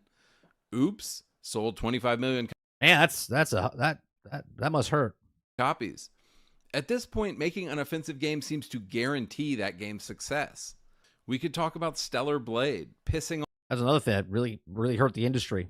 off all of the liberal progressives, and yet everybody went out and bought it. Okay, so in the rest of this video, I want to give you 4 examples of a game or game series going from masculine to feminine or gay, and it basically either killed or ruined the franchise. Number 1, Ubisoft and Red Storm Entertainment. So Red Storm Entertainment was a video game company founded by the legendary Tom Clancy to make Tom Clancy video games. He sold the company to Ubisoft in the year 2000, and Ubisoft in the 2000s actually had some balls and made some of the manliest games you've ever seen. There were the Splinter Cell games, the Ghost Recon games, the Rainbow Six games, and the Far Cry games. All of these games pretty much feature exclusive... And I have a question now. What do we say about Tom Clancy now? We're like, dude, let the dude rest in peace, right? Because they're not making Tom Clancy games anymore. They're not making Tom Clancy games anymore. Men, and these IPs in the 2000s had so much testosterone, just a single glance from a woman in their direction would get her pregnant. I mean, motherfucking Sam Fisher. Now, obviously, this guy is trying to be entertaining, right? So he's going to say some shit. I think it's funny. Fisher, come on. The dude is the ultimate giga chat. Yeah, like where I've complained about this. I'm like, where the fuck is Sam Fisher? Where is he? Right? Love that fucking series. Where is he? Scott Mitchell in Ghost Recon. Now, you pick your own character in Far Cry 2, but it's definitely a manly game that will put hair on your chest. So what is Red Storm Entertainment up to today? Well, I recently saw that Tom Clancy's The Division Heartland is being led by a man who dresses in women's clothes in his free time. Now, look, I don't give a shit if you want to identify as a dragon and go around laying Yeah, what does that have to do with video games? What does that have to do with video games? magic eggs, but can we agree that the least masculine thing on earth you can do is dress in women's clothes? Tom Clancy would be rolling over in his grave right now if he knew the absolute disaster that Red Storm Entertainment had become. Number 2, Wolfenstein. Oh, God, Wolfenstein. They completely destroyed that franchise. So I was recently playing Wolfenstein The New Order for the first time, which came out in 2014. And I have to say, of all the games I was sure were going to avoid woke Western progressivism, this game was pretty high up there. The first 3 entries of the reboot were all fantastic. They had the badass BJ Blazkowicz, an absolute unit, as the main character, ripping apart entire armies of Nazis with the sexy and smart Anya as his arm candy and wife. Machine Game's first 3 Wolfenstein entries, which came out in 2014, 2015, and 2017, are all great. They have normal men and women doing normal shit in them. Awesome. But of course, the woke mob had to get involved somehow. So you have a beloved series with a beloved, tough, male, manly main character. Do you suppose it's a good idea to kill off that guy and replace him with cringy girl boss character? Now, here's a great example. One series sold really well, and then they turned the burger joint into a vegan place, right? Instead of merging them together, they just said, no, we're going this direction, and if you don't like it, you know what you are. Wolfenstein Youngblood came out in 2019, and it's an absolute tone-deaf disaster. So many modern video games, I find myself asking, who wanted this? Who asked for this? I often ask the same thing of the new Star Wars shows by Kathleen Kennedy as well. The Wolfenstein reboot had the perfect synergy of story and gameplay. You are BJ Blazkowicz, unleashing his rage on the Nazis for killing... Yeah, just like, what? The recipe... Look, we talked about it earlier. Fast and Furious gets it, right? The first 3 Fast and Furious, in my opinion, were great, right? But then they started making more stuff, and they're outrageous, right? But they know what their customers want. They know what their customers want. So they keep making that. That's why there's 10 or 11 fucking movies. Everyone he loved. You see this come across in his brutal assassinations, like sticking a rusty pipe through the eye socket of an SS Waffen commander. But the setup to Wolfenstein Youngblood is incredibly cringe. In it, you play as BJ's daughters, and they're honestly nothing like him. The first time you kill somebody, they don't really want to do it. And when they finally kill the guy, they have to have lattes and talk about it afterwards. And that's what I'm talking about, right? I'm playing Midnight Suns right now, and I love the combat. I love the main story. I don't like the dress up, and I don't like... Now, I don't want to partake in that stuff, but I have to level up my characters in certain way, shape, or form. Do I think the game is shit? No. No, I can be okay with that stuff if everything else is keeping me grounded into what it is. But if the game turns into what's that other game that's really I forget what the game is called, but it's like talking about your feelings and stuff. Like I don't care. I didn't play a Marvel game so I could have therapy, talk about my feelings. I'm playing a Marvel game so I could kick ass as Spider-Man or Wolverine and destroy Hydra. Youngblood is a perfect example of how a cutscene can go so wrong in a game. BJ's setup... Yeah, that's it, Travis. ...is perfect. It's not called Life is Crap. It's Life is Strange.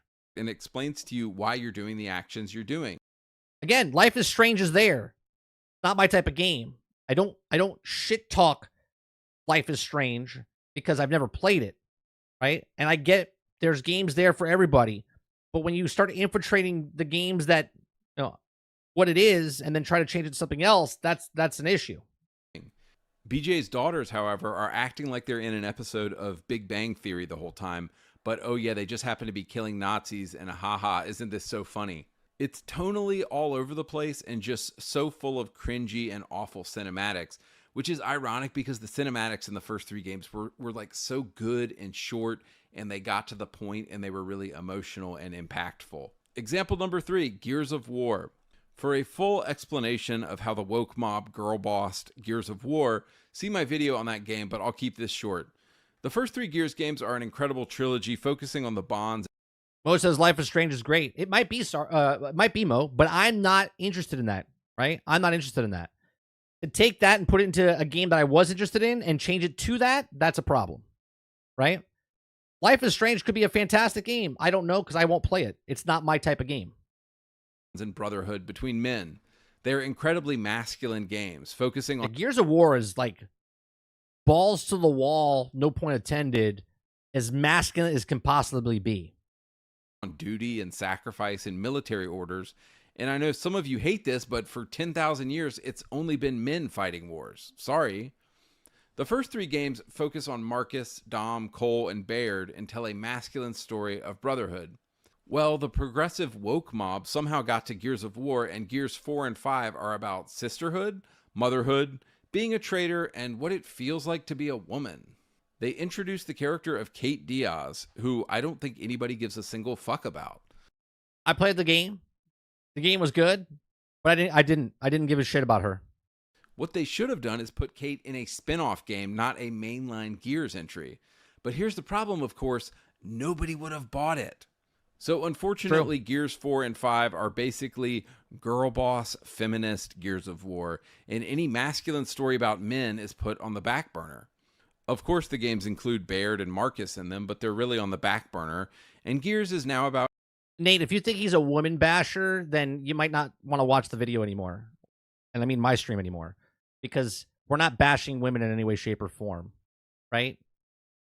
Like, you have a pre-conceived notion of what he's saying, and that's not what he's saying. Like, as Water said, you got to read between the lines, man. About Kate Diaz, who I've never talked to a Gears fan even He's not cares bashing women in any way, shape, or form, Travis. The topic is about masculinity in video games. about. Moving on, example number 4, the Saints Row reboot.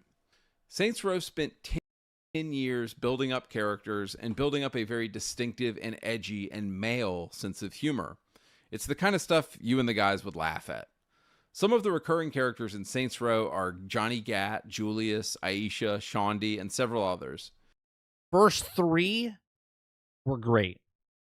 Then it jumped shark for me. In these games, the men are men and the women are women. Johnny is edgy and hilarious and always has a hot chick on his arm.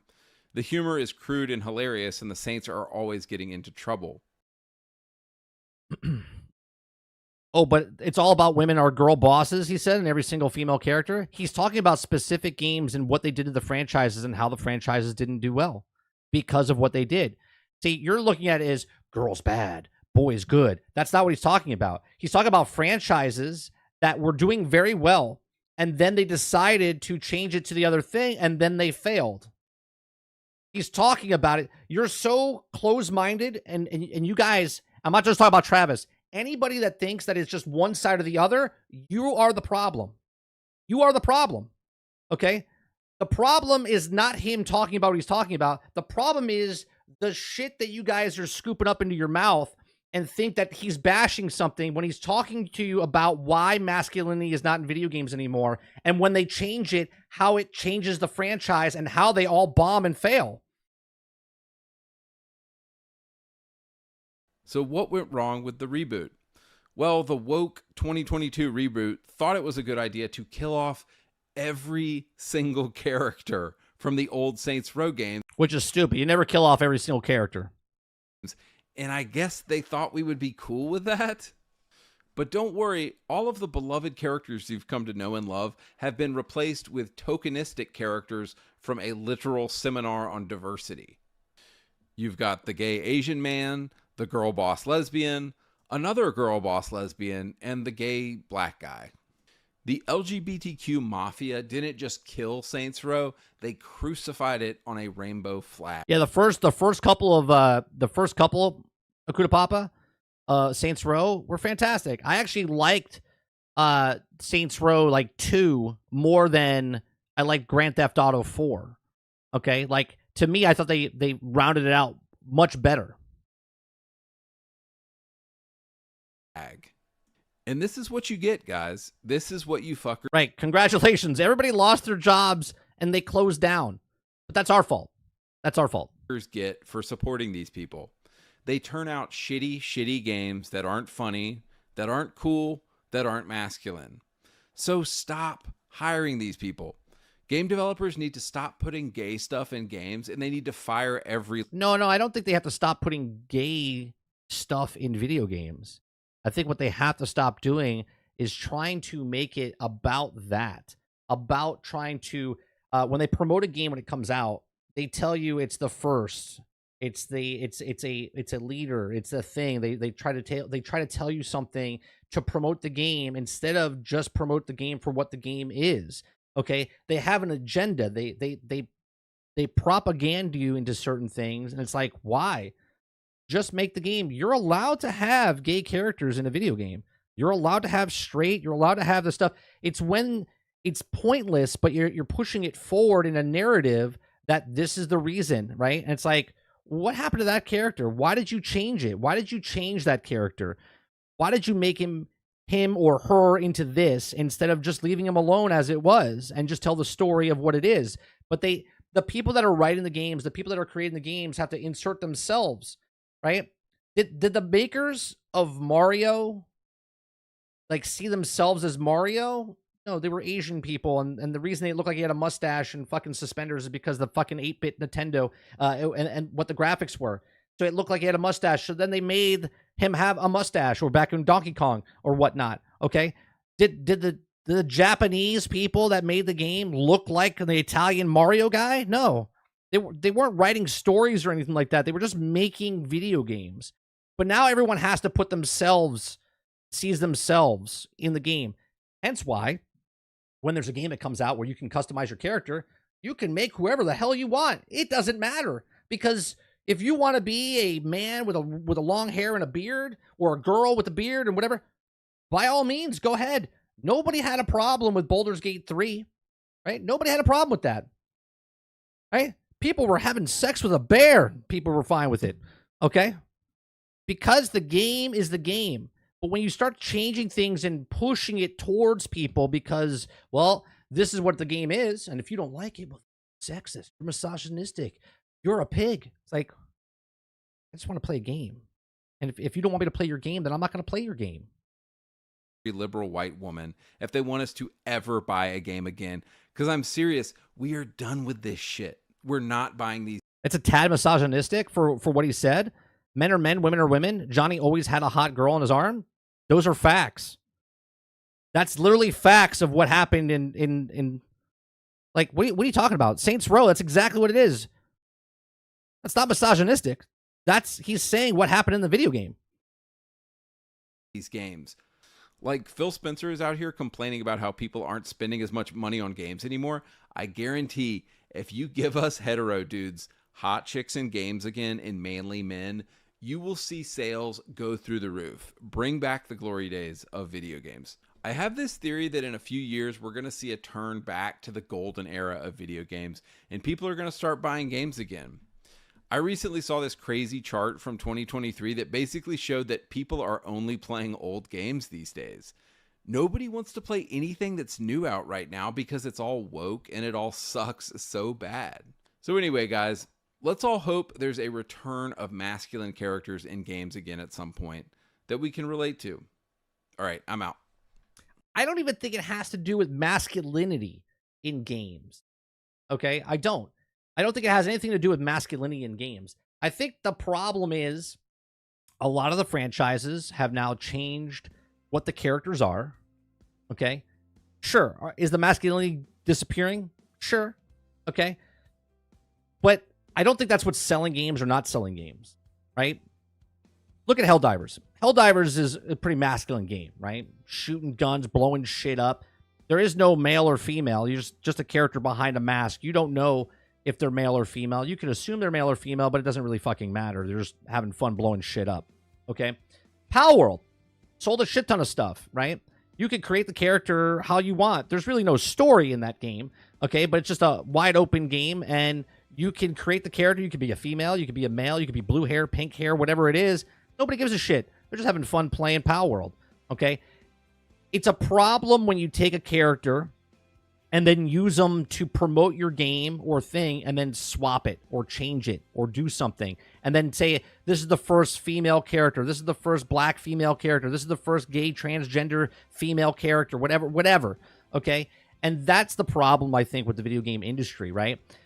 Make a game, sell a game, okay? Make a game, sell a game, but don't be mad if you make your game and it doesn't sell, because there's plenty of people making video games out there that don't sell well, and it has nothing to do with their ideology of if it's male or female, gay, straight, transgender. It has nothing to do with that. They just made a game, sell a game, they didn't promote it correctly, and it fails. Then there's the AAA space. Game comes out, doesn't sell well, then you're the problem because it didn't sell well. Well, no shit. It didn't sell well because you didn't market it well to the people that you were trying to sell to. Again, burger place, I don't switch it to vegan, okay? If I'm making millions of dollars with my burger place, I'm not switching up to vegan. I might add vegan to the menu to get more people to come into my business, but I'm not switching up and burning 90% of the population that comes and eats at my burger place so I can go towards the vegans, and then the vegans don't come out in droves to buy the stuff at my burger place. That's not burgers, okay? Like, that's the simplest analogy I can tell you, right? You make content for the people that watch your stuff. That's it. Here's my content. I read, I watch, I talk about news and gaming topics. You like it? Come on by. If you don't like it, and you come by because all of a sudden you might think I'm doing this to bring in all the people, okay? That's not what it is. We're having conversations and whatnot, and if you like what I do, then you watch my stuff. If you don't like what I do, then don't watch my stuff. It's very simple, right? I'm not telling people not to watch my stuff, but if you like hate watching, then you actually like it, right? If you like hate watching something, then you actually like it. Very simple, okay? You make content for what your people like to watch. We talk about news stories, watch videos, give you my comments, give you my opinions. That's what my content is. Surprise! Surprise! Roic says, like changing the penguin to female for no reason, instead of just making them the character. Exactly, Roic. Right? But now, if you don't watch that Batman stuff, you're misogynistic. No, I don't. That's not Batman. That's fanfic. Right? That's fanfic. If you're changing characters that were already established, that's fanfic.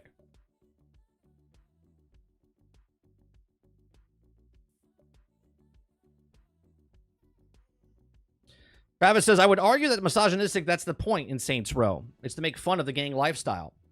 Oh, so you're saying that the company's making fun of the gays and transgender people, and that's why they put them in the game, to make fun of them? Is that what you're saying?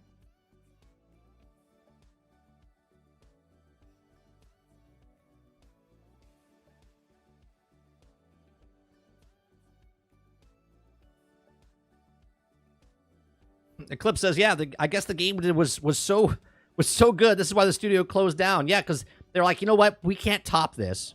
We can't top this. Let's close the studio down. Wrap it up.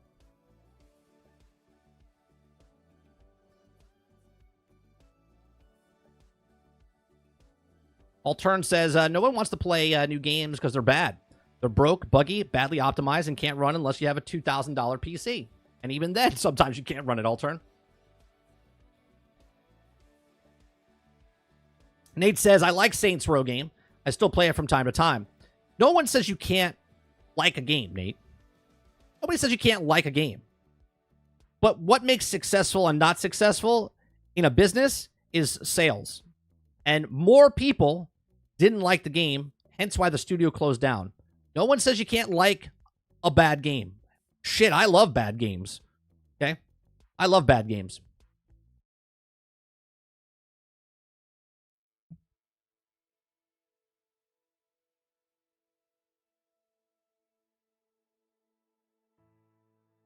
Z says, right, when Pal World decides to add a new mode where you are dating and romancing another character and you have to add it all to the ambiguously and happens with gender lately.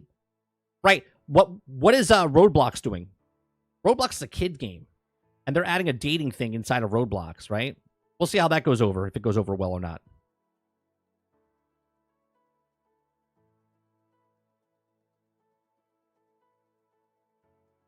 Travis says, the biggest issue in gaming right now is the writing is just bad. Say what you want about Midnight Suns being cringy at times. Guess what friends are cringy at times. but at least it sounds human. Again, I don't like certain things and I like certain things, but the game is good.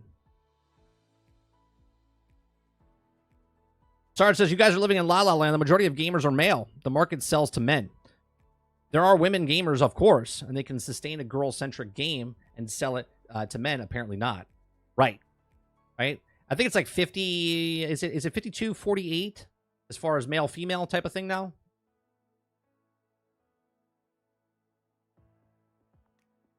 Might be 58-42.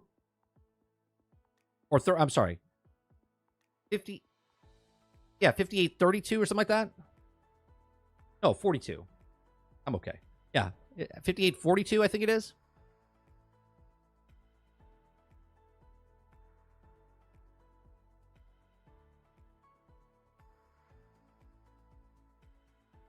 Helldivers 2 is pretty fun. I just got it yesterday, but the character had a girl voice. I had to switch it. Yeah, but it doesn't matter about male or female in that game. It's literally take guns, blow shit up, blow bugs up, blow robots up. Fun.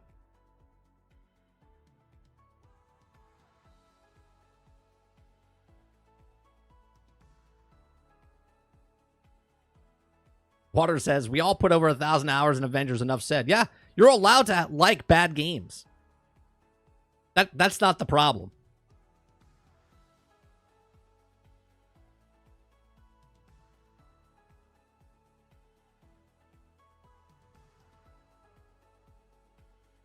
Waterbear says, my kids won't be playing Roblox anymore. Oh, you're so sexist.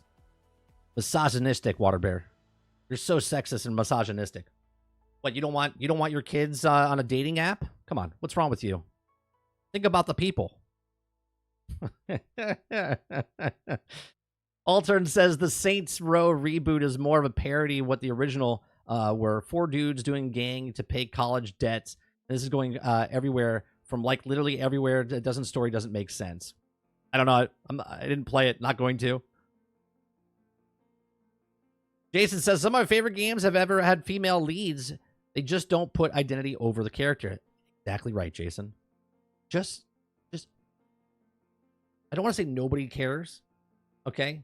But majority of people do not care about who is sleeping with who identifies as what in a video game.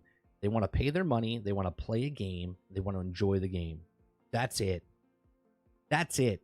If you want to make an artsy video game, you want to tell the stories and stuff, great. But then don't be mad when it doesn't sell. Right? Make the game. I think it's awesome that they want to make the games that they want to make. But just don't shit on the IPs that made money before, and then when it doesn't make money because you're preaching something to somebody, be shocked that it doesn't make money.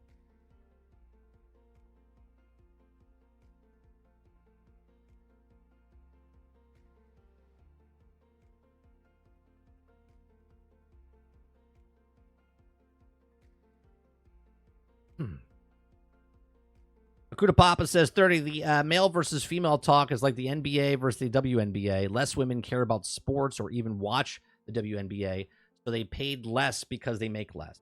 Well, they also are subsidized by the NBA. Did you know that? The only reason the WNBA exists is because the NBA keeps it floating. Did you know that?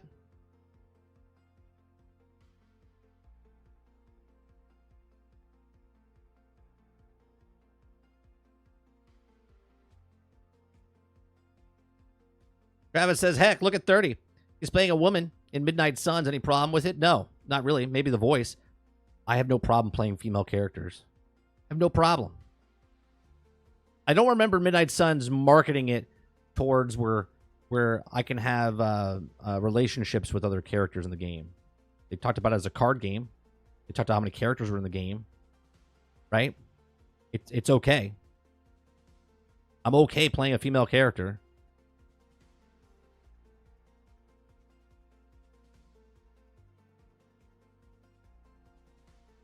Well, like I was talking about the game about killing Nazis, and they make you play a character that is a girl talking about her lifestyle while drinking lattes.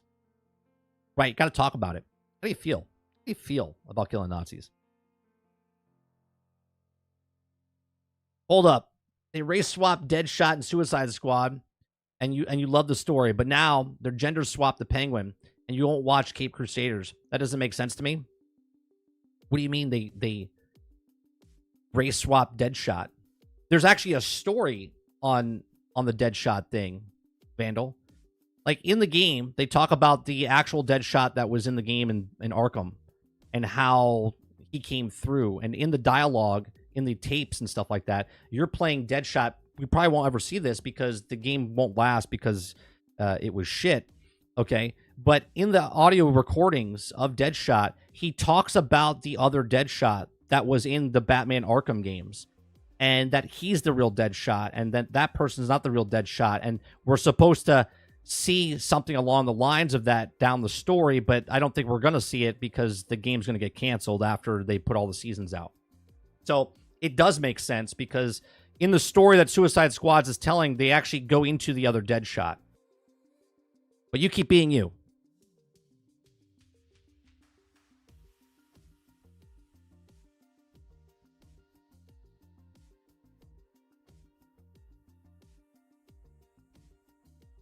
Vandal's like, oh yeah, I got 30 this time. I got him. I'm going to get this guy. He's talking a bunch of shit. The Penguin of the Cape Crusader is awesome. You're missing out. Great. I'm not going to be like sleeping in bed going, I gotta. I don't care. If I don't like something, I don't watch it. It's that simple. It really is that simple.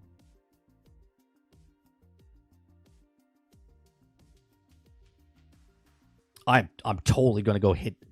I'm going deep into Blade. Yeah. Definitely going into that.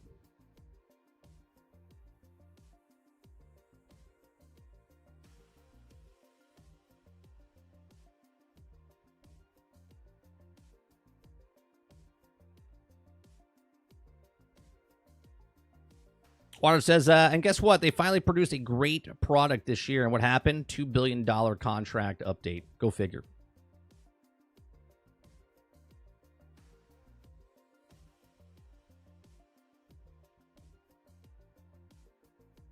There's no romance in Midnight Suns, but the lead developer said his mind canon is the male hunter who gets with Wanda. So there you go. Disappointment. It's like what was it, Mass Effect Andromeda? The sex scenes went to black screen, and you're like, come on. Come on.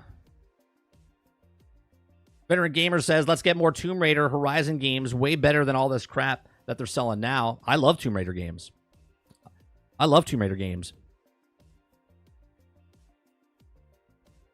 Quintar says, yeah, the new Deadshot is a copycat of the old. Shh, Quintar.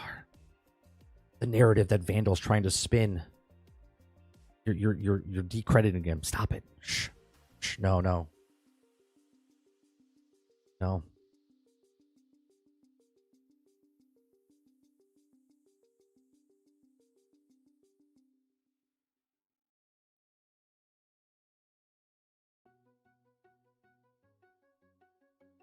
Yeah, they wouldn't be in the WNBA if the NBA didn't want it. Right. WNBA and the NBA is that burger joint, right? Instead of switching everything over to that, they're subsidizing and bringing where they're helping them, because how do you bring... There's females that love basketball, but there's a lot more females that don't like watching basketball. Well, how do you bring them in? Well, you bring that vegan burger in to your burger joint, and you make the WNBA to bring other females to come in because you can make more money off of them. Imagine.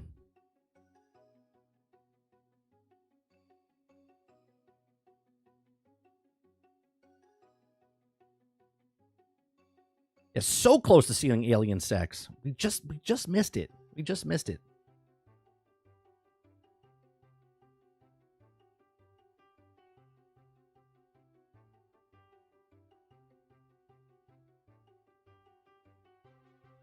Travis says, as someone who romanced Ashley with make Shepard, I can honestly say, show me more. Oh, you sexist. You're just a horny man that wants to watch sex in video games. Go get a room.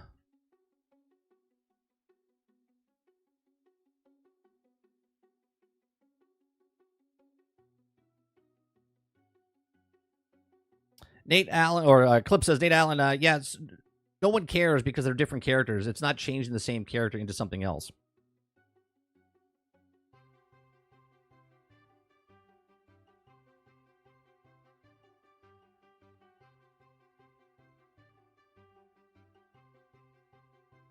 Oh, wait, what are you saying, Okuda?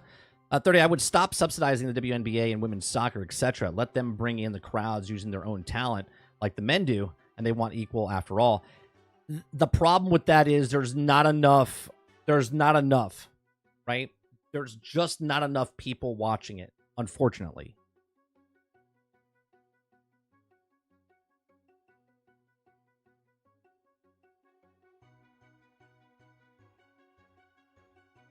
Sarge says, the only way the WNBA survives is the men watch the WNBA because women don't give a shit about basketball. No, they do. The small percentage of women that care about basketball watch basketball, right?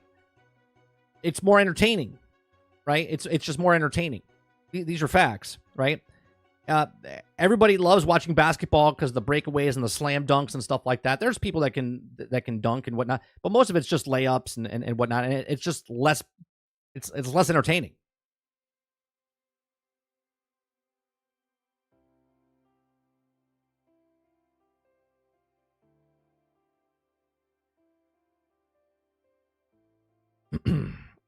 Butters Gaming says, 30, did you stream in the new Alien game at all? I might be blind, but I can't find anything on your channel. The new Alien game. What Alien game? You're talking about the Aliens, like the top-down one? Is that what you're talking about? We haven't played an Alien game on my channel. I forget what it's called.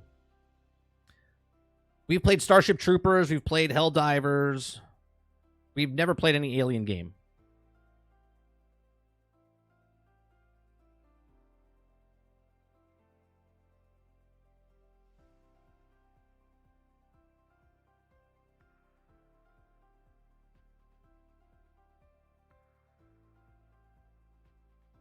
Oh, bring people back to reality?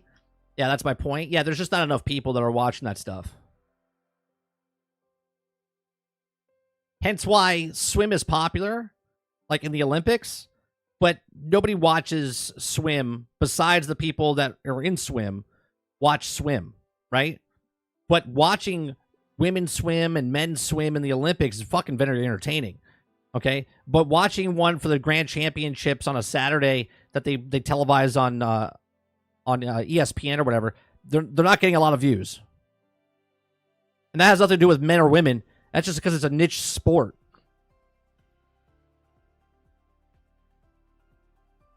Robert Jones says, I make more money than the base salary of the WNBA.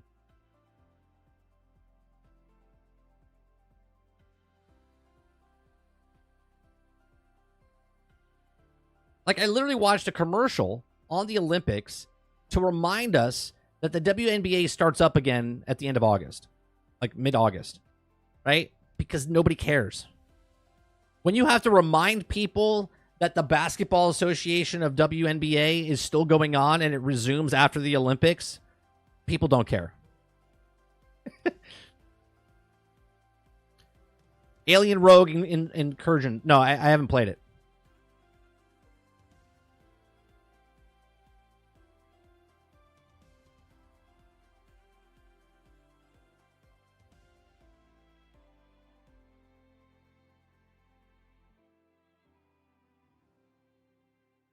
Oh, yeah. The Olympics is like watching some of these people do the stuff they do in the Olympics. That's the best of the best. Right. And there might be other better people out there, but they didn't make it to the Olympics. Right. Could be a guy in some third world country that's like the fastest man alive, but he doesn't have the opportunity to get to the point that's there. Right. So you watch these people run and you watch the heats and you see like two people of each heat just blow out the rest of the pack. And then you get all those people that were the best of the best inside of each heat run up against each other for that last race. And you're like, holy Christ, they are moving. I said it yesterday, right? Fastest man in the world is here. Guy in fourth place is here, right? Like a minuscule, right? From fame and fortune to not meddling. 400s 4 hundredths of a second or something like that. Like, it's ridiculous.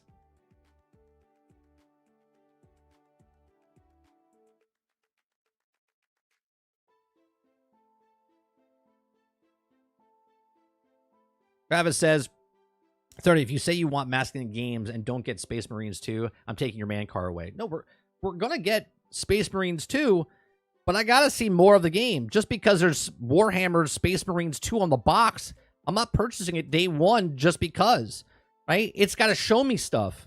I got to see it.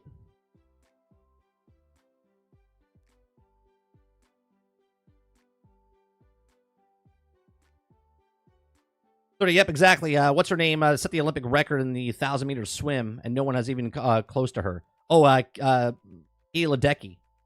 She she was so far ahead. It was 1,500 meters, I think, not the 1,000 meters. It was ridiculous how far ahead she was.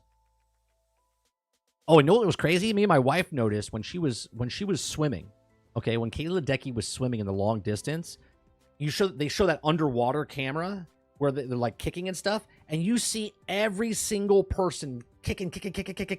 You saw her just using her arms, and then every once in a while you see her kick go like 1.5 kicks. That was it. For like 1,300 meters until the very last 50 or 100, whatever she was doing. That's when she started kicking her feet. And I was like, holy Christ, she had that big of a length with just her arms.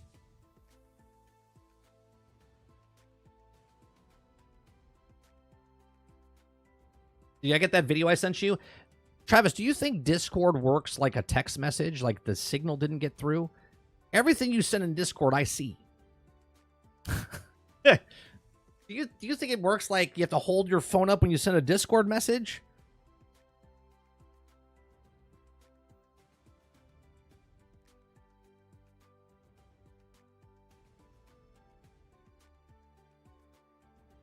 Eclipse says, I haven't pre-ordered Wukong yet. I'm going to wait like you taught me or like you teach me, 30. Hey, you do what you want. I'm just saying, like, nothing happens if you buy it day 1 or if you buy it day 4. Buy it month 1. See what the game is before you spend the money.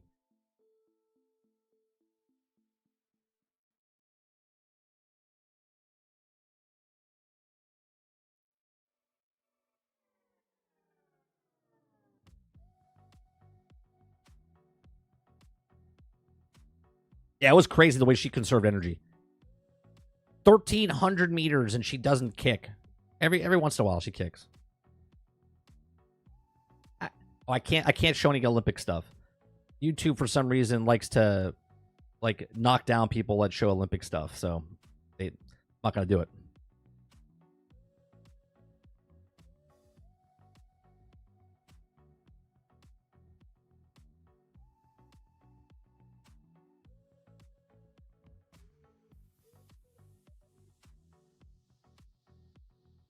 All right, we got another story here. We have Call of Duty. Ban wave continues as Activision dishes out over 65,000 account bans across Warzone and Modern Warfare 3. I think that's almost as much, someone made the joke yesterday, as Concord's total player base.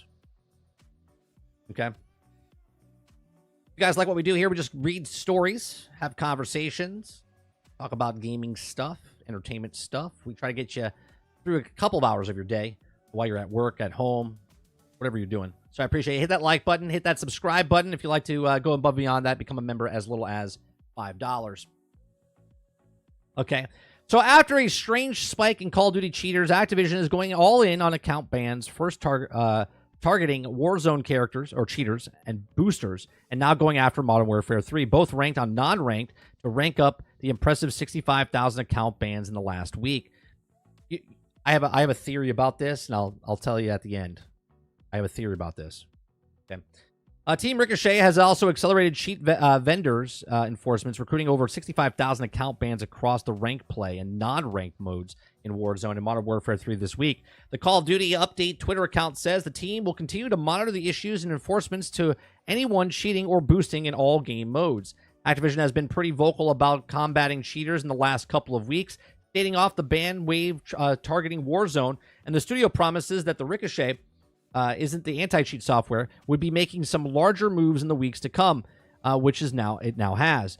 Boosting is a problem in most competitive games, but Call of Duty players have been sizable spike in these activities, and some players even go as far as creating entire lobbies dedicated to boosting their SR. Okay, as they also play against bots, allowing them to kill thousands per match, and actually pretty efficient. So much of them are in an account actually in the second place in the Warzone leaderboards by doing it. But even with the over 65,000 accounts banned, most players don't seem to be confident that this will actually change anything. And 65,000 cheaters created the new accounts immediately after being banned. One player says solved absolutely nothing. Okay, Call of Duty Warzone is a free-to-play game, so it costs nothing to make a new account, and the only barrier for the entry is the needing a phone number and set one up. These requirements was added pretty recently to Battle.net, and the effort to reduce Smurf accounts and make it harder for cheaters to ban accounts in return. But all you need to do is set up a burner phone. That's usually enough to hassle to put out most people, but some will go in on the extra mile. That's amazing to me that people literally get burner phones so they can make an account to play a free-to-play game. You're addicted. I'm not addicted. I'm not addicted to video games. You are. What are all these phones in your room, son? It's my burner phones, Mom. Are you a drug dealer? No. I play Call of Duty Warzone. Get off my back, right, Dad? Others are just angry at Ricochet as usual. Respectfully, this type of mass banning in waves, you're currently doing the same as Warzone 1 without Ricochet. Another player says, this seems to be a little to no automation of Ricochet and needs to upgrading immediately. Okay.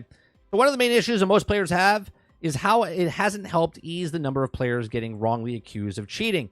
And shadow bans for up to 2 weeks. You get more of a couple reports for other players is likely than other account, and will unable to queue in for games for days. One player was infuriated in getting banned twice, and that even showed up in Activision Studio to complain.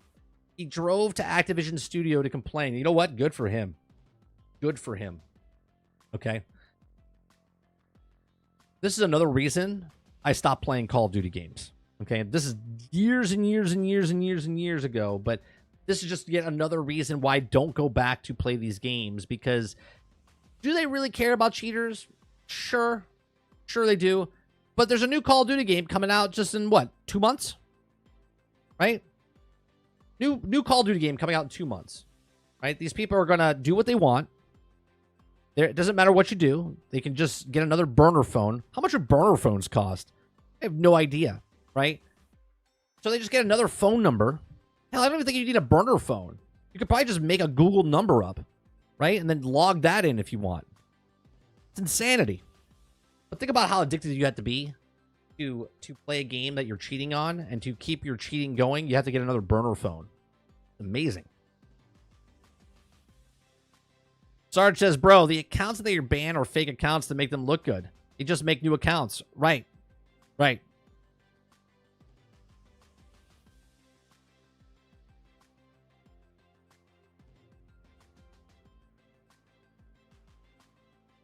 Butters Gamer says, sorry, I had to take a call. I heard that you didn't play the Alien game new, but I assume I didn't see the trailer. Would you, to hear what you think, whatever you decide to cover it? I don't even know if we'll cover it. I'll be honest with you. I didn't even know it was out or existed at this time. Right? I mean, I can look at it. Let's look at the trailer.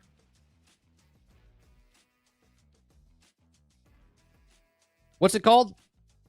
Alien... Was it Resurgence?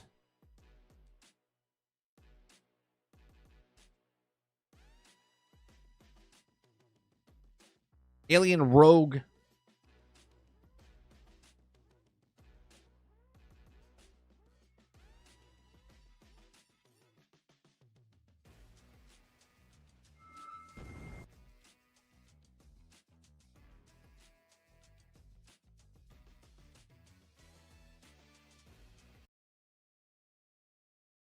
Here we go.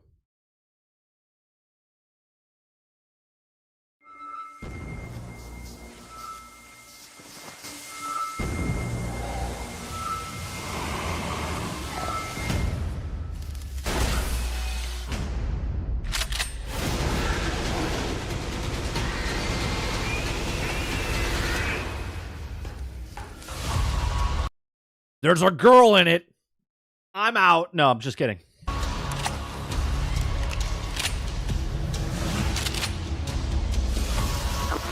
There's no easy way to say this. I found exactly what I was looking for on Perdan. Full-blown infestation. Everyone is dead. And soon, that number is gonna include me. I got careless and infected. It's in your hands now. I want you to know that I never gave up. Never stopped fighting.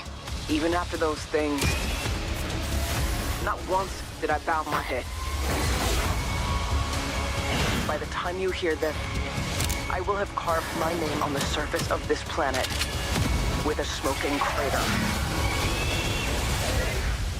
Zula Hendricks, signing off.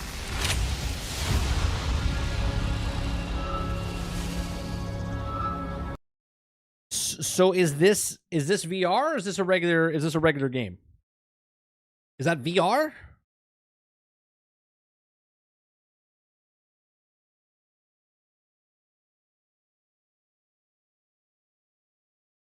There's you have game. I guess the gameplay we saw just now. See, there's Alien Rogue Incursion's new VR gameplay. That's 9 days ago. It's VR. I mean, that looks cool. I won't get it. But that's the type of game you need, like, to kind of push VR forward.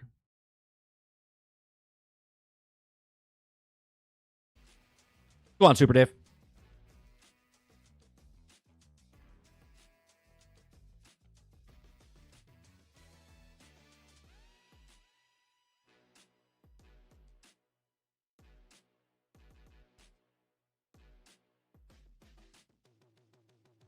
Where was that? What was that one game? It was an Alien game that came out recently. I want to say like 2 years ago. It was a three-player game, wasn't it? What's that Alien game called?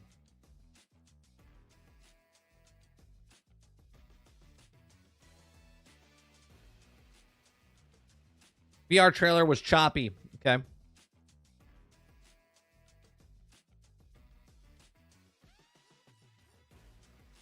I mean, I think the game looks good. Was it Fireteam Elite? Is that what it was?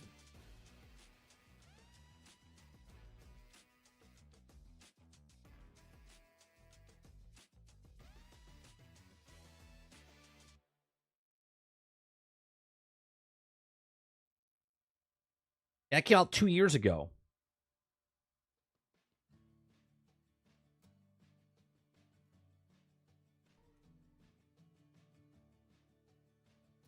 Like this looked good to me, right? Like this was a game I would play, like a Gears of War type of game where you're running with your mates. Like this seems fun. I don't know how the game was.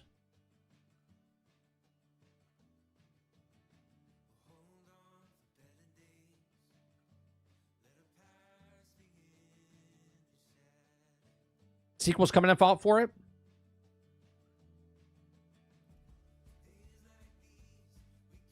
Like this seems fun. Can you believe this is 2 years old already?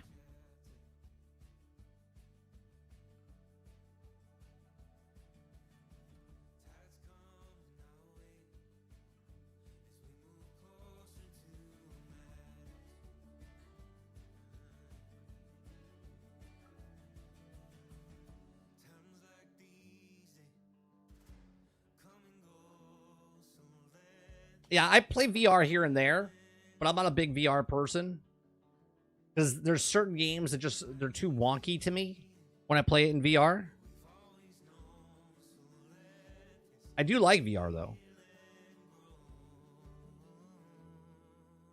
That game on sale? That seems like a game that me and Sarge could play.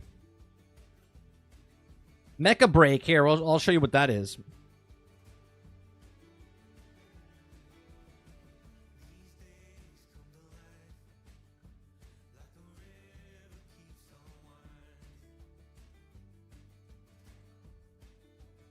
This is from IGN. We'll show you what some of the gameplay looks like. It's a PvP game, I believe. Transformers had a game like this a couple years ago. A couple years ago. It's probably like 6 years ago.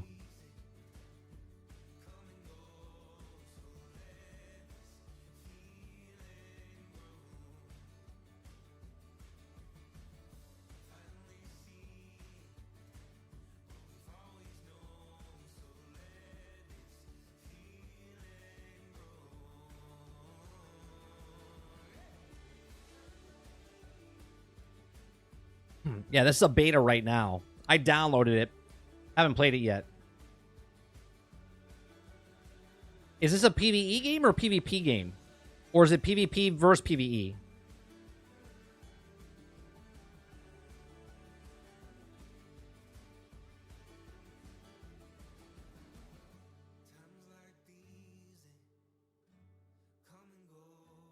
but that doesn't look like PvP. That looks like PvE right there.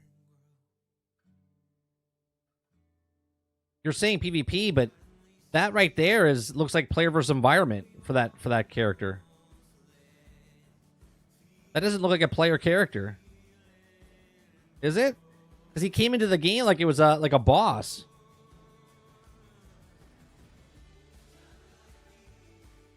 This is just a tutorial?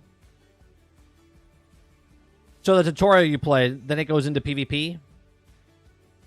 So is it tutorial too? This looks like a boss fight.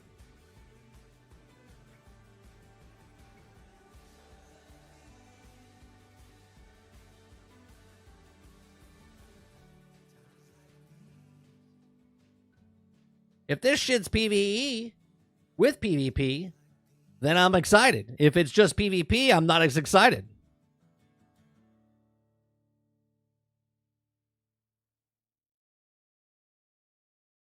No, this is on Steam right now.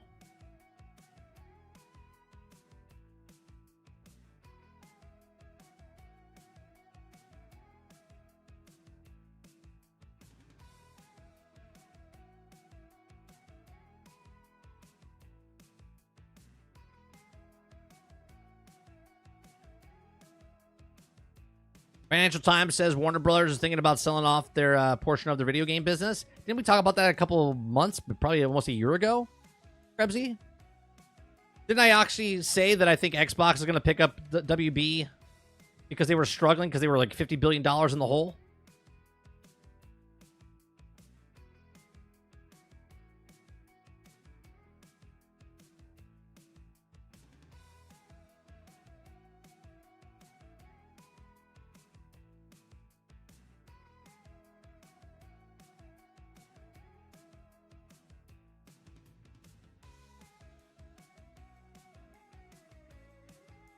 This would be a cool game in first person in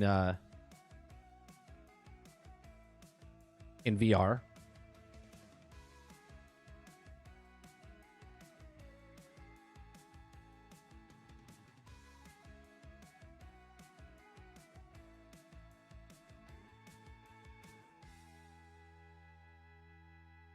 Baldur says Xbox doesn't need anything else. They're lucky to get one new game a year from them. Although it feels those numbers will get better. It doesn't matter if you think it or not. You know they're going to buy more companies, right? You know they're going to buy more companies, especially since their business model is selling through Game Pass and subscription model. You know they are. I've said it in the past that... So this is the PvP section right here. This is PvP right here. But you know they're going to do it because if they need to get as many companies as possible so they can have an endless supply of games coming out every year.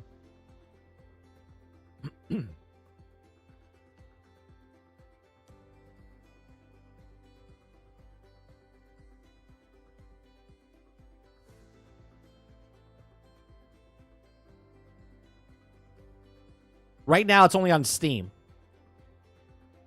Transformers had a game like this a couple years ago. Transformers had a game like this. Let me show you real fast. Let's see if I can remember the name. Transformers had a game like this a couple years ago.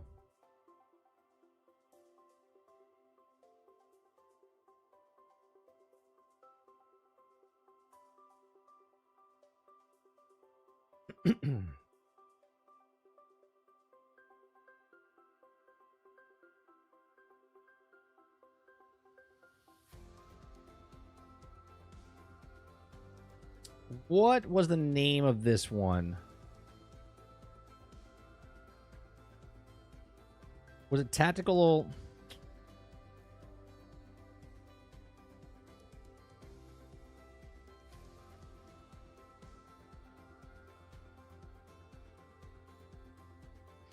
That's the Dark Side of the Moon. Transformers Fall of Cybertron. Not Tactical Arena.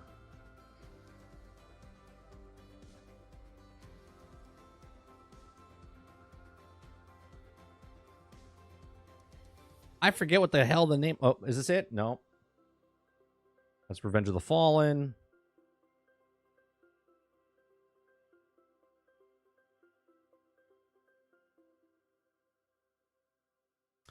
This reminds me of it. I don't know if this is it.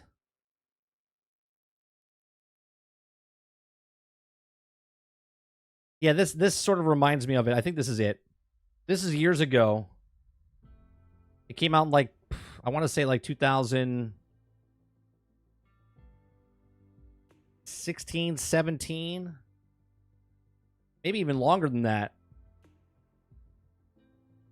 This was the Transformers version of it.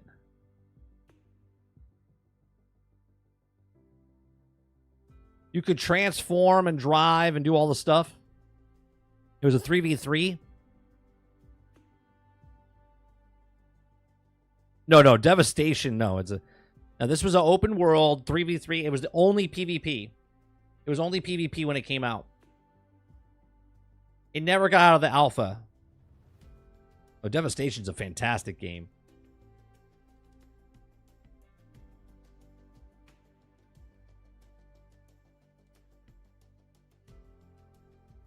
The Transformers Devastation's amazing. Well, you might have played this game, but it never came out. Like, it never officially launched. It was a free-to-play game, but it was in, like, early access or whatever.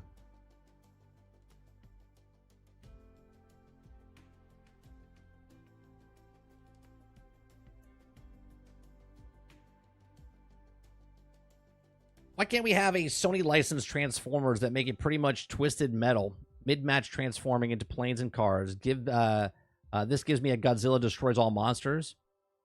I don't know who developed this. Let me see.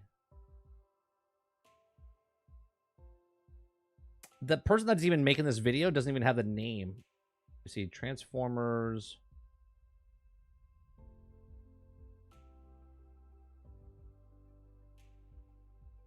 Revenge of the Fallen is what it's called.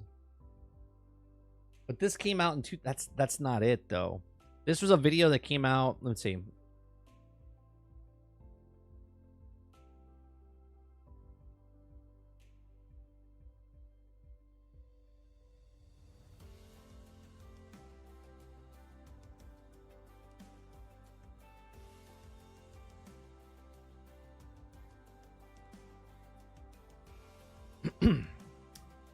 Came out. Now, see, this came out 2009. That's not it. There's another game. That's not it. The footage that you saw was a game, but I played a different game. It was a game like this, but it was updated.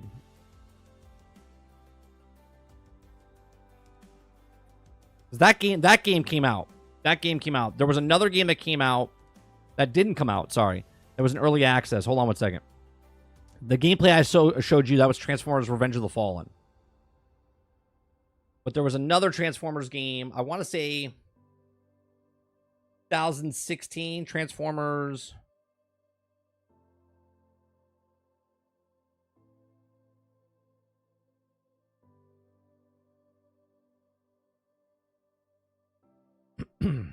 Let's see here.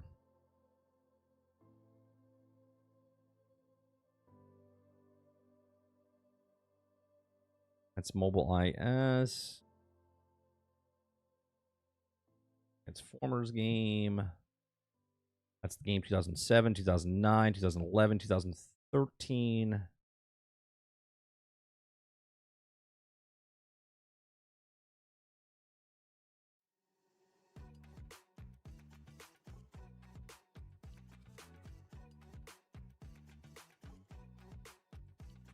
Was it Forged to Fight? That's an iOS game. No.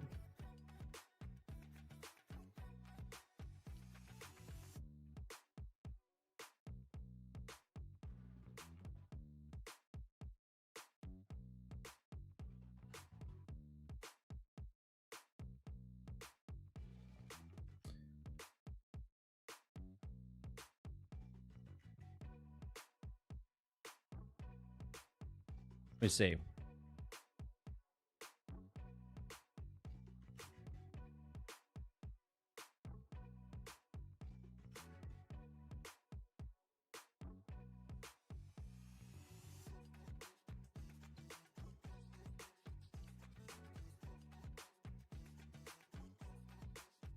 I think this is it.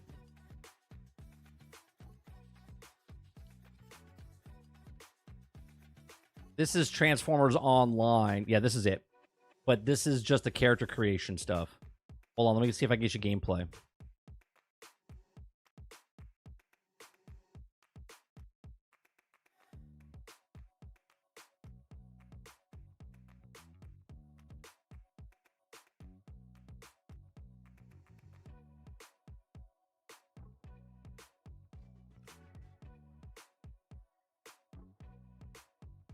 Okay.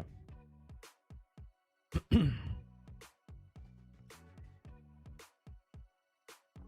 don't even think this is it either. Sarge played it with me. It was a fighting game that came out. It was only on PC.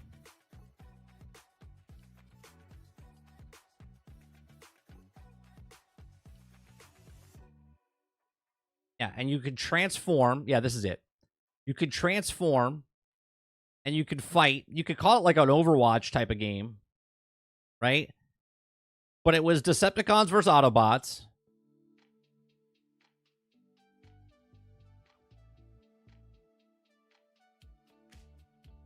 And you could be in third person, first person.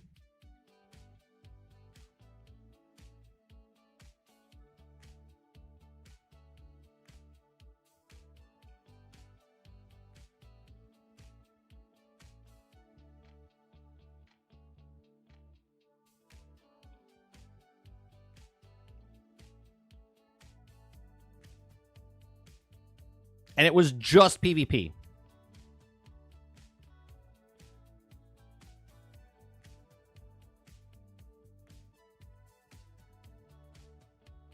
It was a small test, and they closed it down.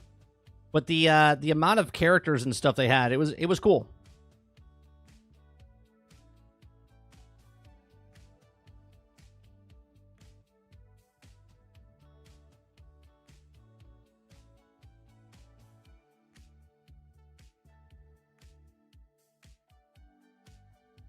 The worst part about this, it wasn't the Generation 1 type of stuff, you know?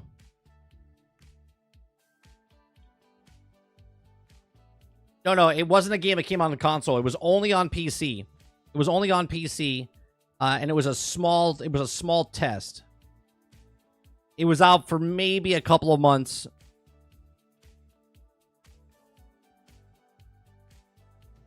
It's called Transformers Online. And there was another Transformers game that I played years ago that was pretty cool as well.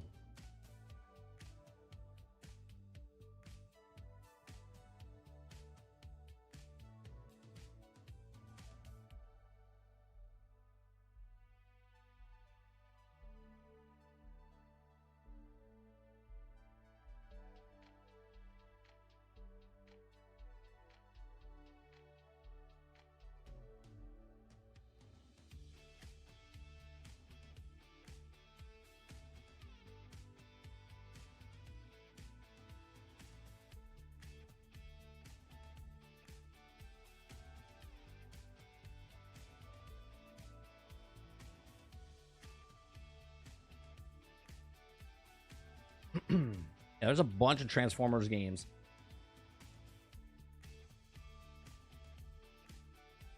I go for Transformers, a game that's like Mario Kart Twisted Metal. Well, there's a Mario Kart game coming out. It looks horrendous for Transformers.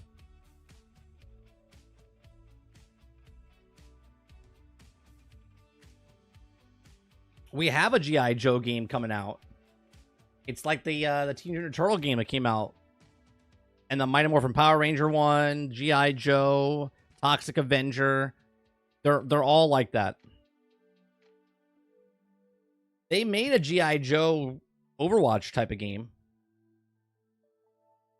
that came out a couple years ago. What's the name? The Transformers game that's coming out. It's we have it in our Discord. Hold on.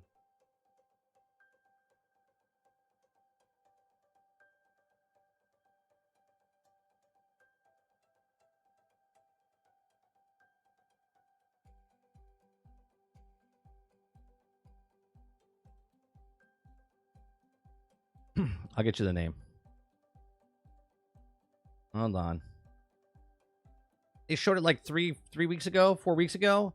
Transformers Galactic Trials. Transformers Galactic Trials. Looks absolutely horrendous.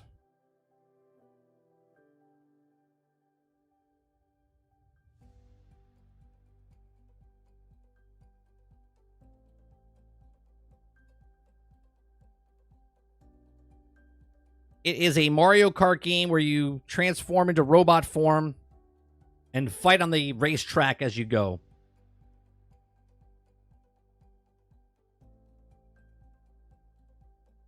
I'll be the judge of that. By all means. You let me know, Jones. Now, see, they bring me in because they got the characters that I want to see. But, come on. It does look a little bit like F-Zero.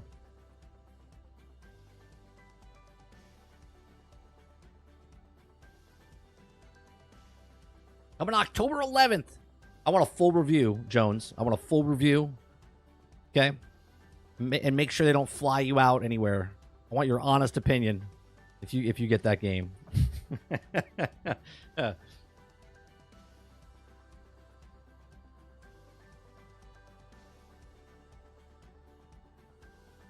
Like, they keep bringing all these fucking Transformers games out, but I want to see Transformers reactivate, goddammit.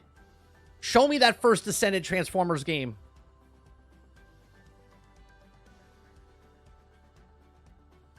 Travis says, I'll give you my review now. It's Mario Kart at home. 7 out of 10, IGN. I think they might give it a 6. I think they might give it a 6, Travis.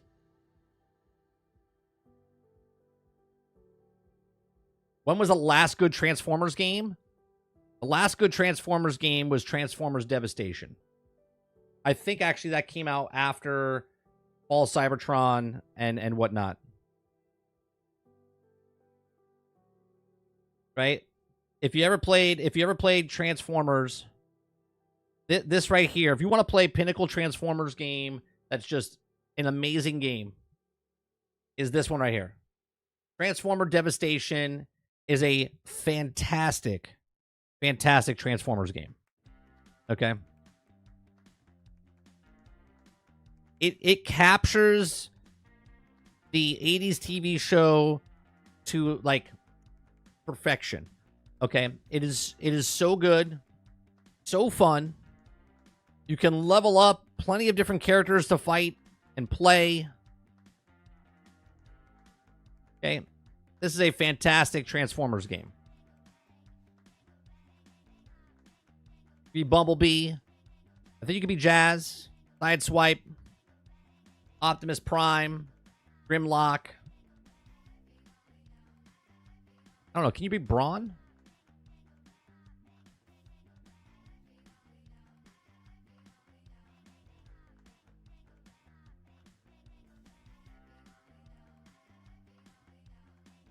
You're talking about Transformers Battlegrounds, Nate?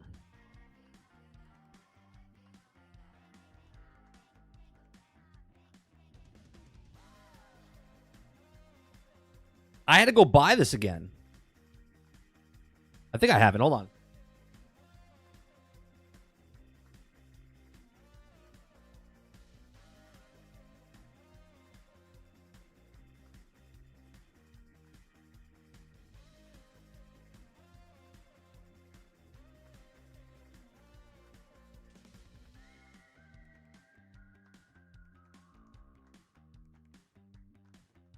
Awesome game.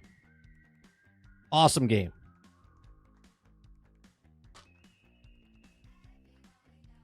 I bought it. I bought this in 2021 again because I had it and I lost it. So.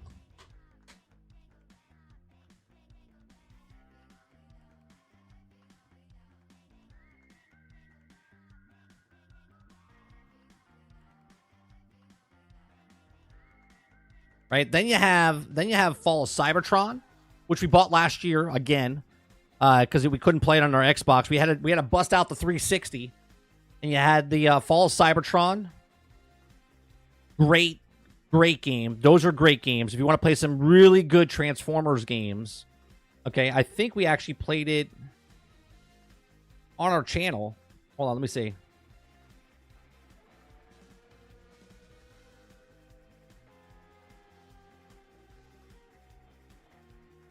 It was last year. We did live gameplay last year. I think it was like in August last year. It's been about a year, I think.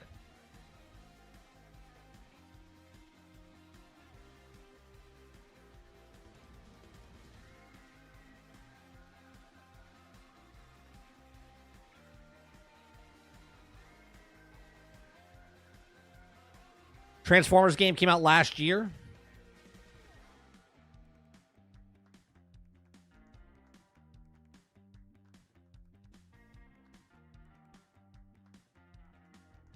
When did we play Fall of Cybertron? It was like...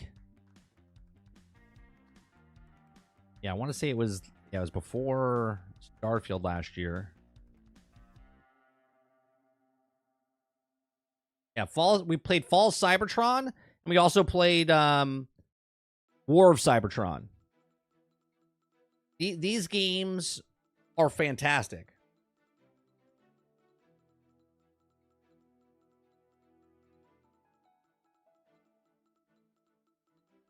This is some of the best Transformers games you'll ever play. Super hard to find. Right? We saw one online for $210. We found it in a mom and pop shop for $48, and I bought it. Right? Fantastic game. Loved every second of both of these. War of Cybertron, Fall of Cybertron. Fantastic games.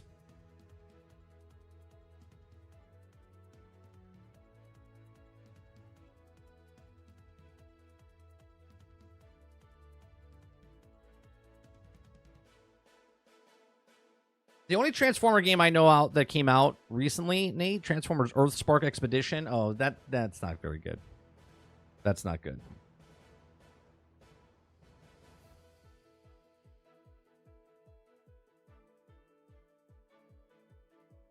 Great for kids.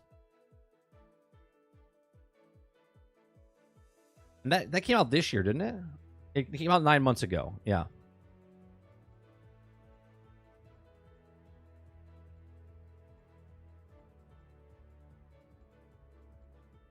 Yeah, this is more of an adventure-esque type of game. Somewhat open world type of stuff. Based off of the television show Earthspark.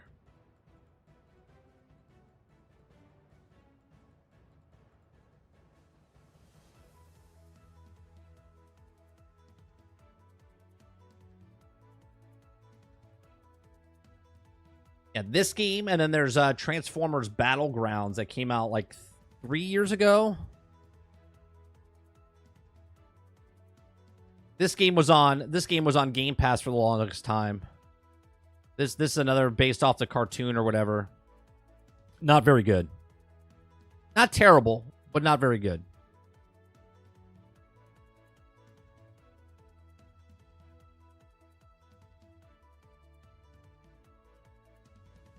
Lots of bugs in this game when it came out. Yeah, it's like an XCOM type of game.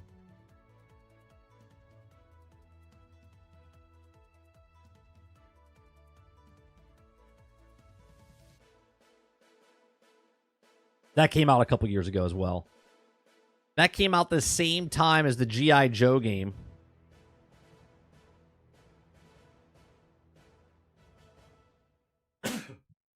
This was the G.I. Joe Overwatch game that came out a couple years ago.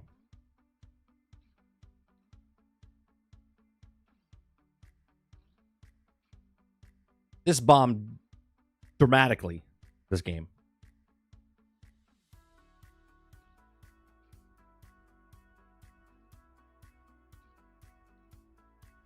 Yeah, I just showed you the Expedition one.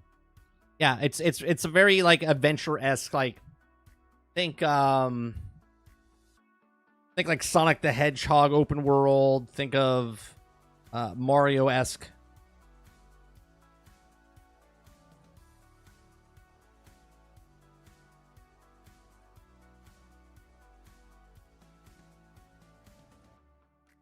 The best Transformers games you can get is War of Cybertron, Fall of Cybertron, and Transformers Devastation.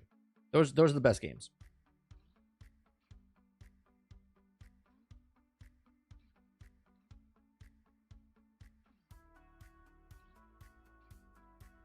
Butter says, give me a G.I. Joe, but Tom Clancy Wildlands / Breaking Point style. Hell, even Far Cry style would be cool as fuck with G.I. Joe.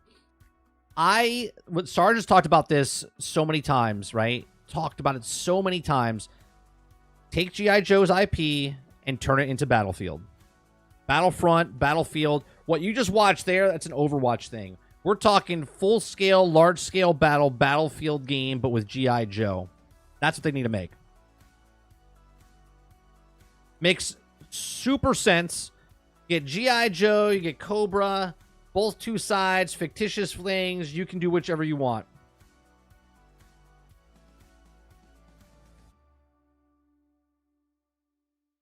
G.I. Joe. All the different vehicles, all the different characters. You can do the hero thing. There's no like reality base to it. It's just G.I. Joe, but large scale Battlefield battles. Put a conquest mode in there. So like Cobra taking over the world or G.I. Joe blocking him off the world. Be fantastic. Oh, you can do the same thing with Transformers. Transformers, PvP, Battlefield, Battlefront type of game, but with Transformers. Autobots, Decepticons, Cobra, G.I. Joe. Be fantastic. Hell, make both of them together. Make a G.I. Joe Transformers Battlefield type of game.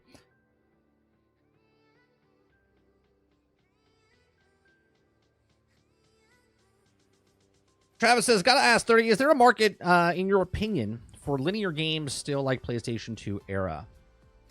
I want to say yeah. I don't think it's going to be as successful as it was in the past, Travis, because video games have evolved, right? Like what Grand Theft Auto did from like top down to 3D and what it made the rest of the industry go into that, right? I think you can have more linear type of stuff, but most games won't be like that because the industry has evolved into what games are today. I don't know if you can go backwards. You know what I mean? Just like video game prices can never come back down for the AAA games. Once they keep going up to 80, 90, 100, they're never going to go down. They're never going to go down. So I don't know if you could bring back that era and be popular again. The problem is my generation. People that are 45 and above, we played those games when we were younger. And now it's evolved into what it is today. And the gamers of my son, who's, 36 years younger than me, okay? He started with games like this. And now you're asking them to go backwards. I don't think that happens.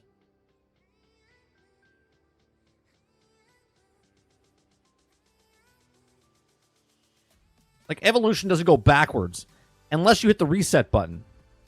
And we don't want the button to be reset, if you know what I mean. Okay?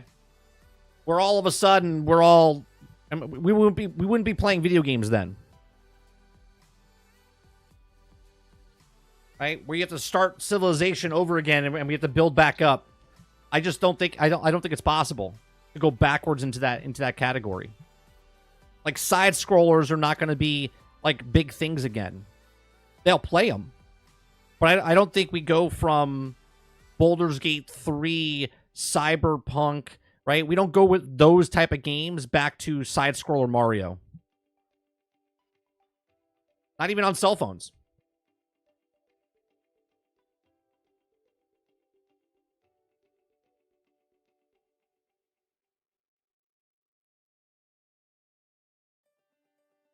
You could have the linear type of stuff.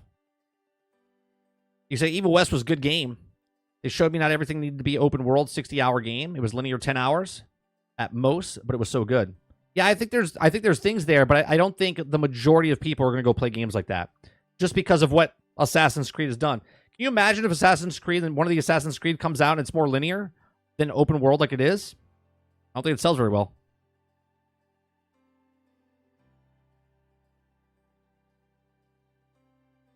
I do miss linear games. Open world is a little too intimidating sometimes. Too much to do sometimes. Right. But that's the option, right, DMX? You don't have to do the open world stuff. You can just focus on the story missions. And the story missions are pretty linear in an open world type of thing where the world is open, but you're just following that point of interest, right? You're going from point A to point B. You're not going off to the sides to do side quests. You're just doing the main quest. You could do that.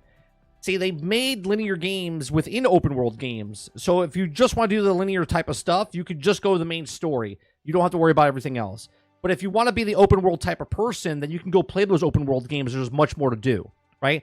Hence why someone beat Starfield in like 7 hours, but then I beat Starfield in 102. And that's the difference between linear and non-linear.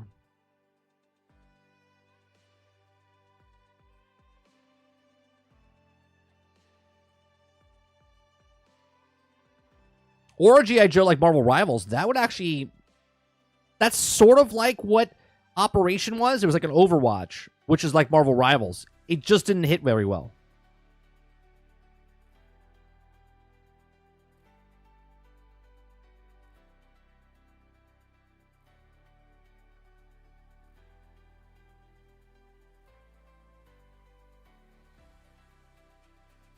Yeah, but that's the thing, though, Travis. I can be a completionist, and you could just be linear. That's why I like open world games.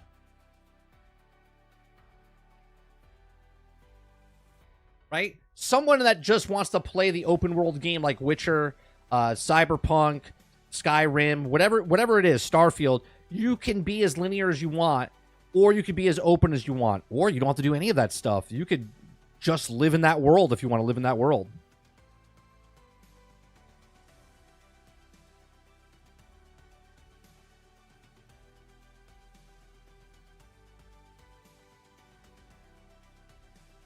Never thought about it like that? Good take. Yeah, that's the thing. Video game developers give you the option to be linear or non-linear as much as you want.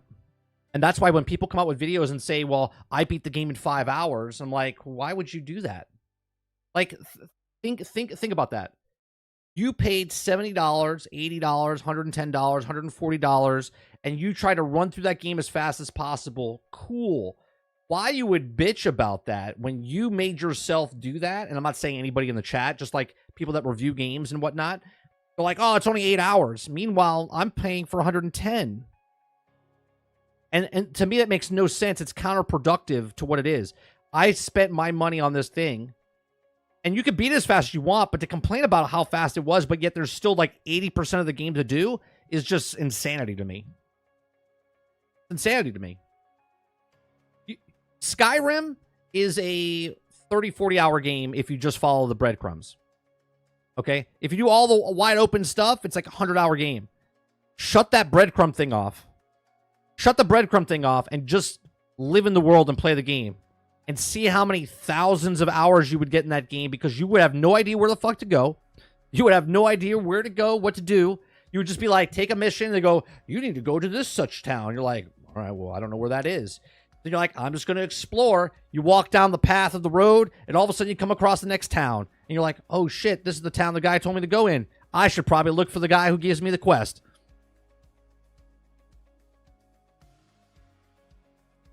Dolphin says, then people play a good game like Starfield, sprint through the story, complete about load screens and repetitive story. Right. I beat the game in 5.5 hours.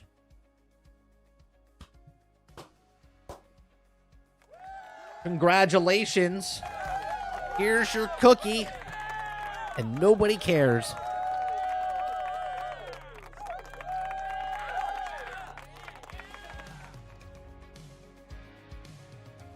Krebsy says, linear, open world, I don't care. At this point, just make a game with good gameplay and it's complete. Yeah.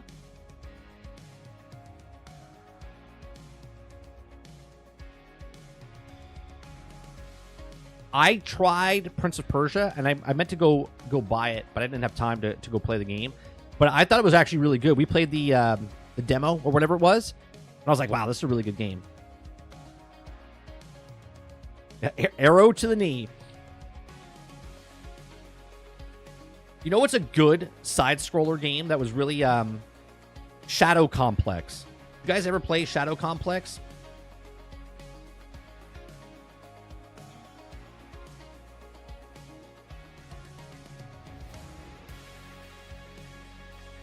Oh, I made the music louder. Sorry about that.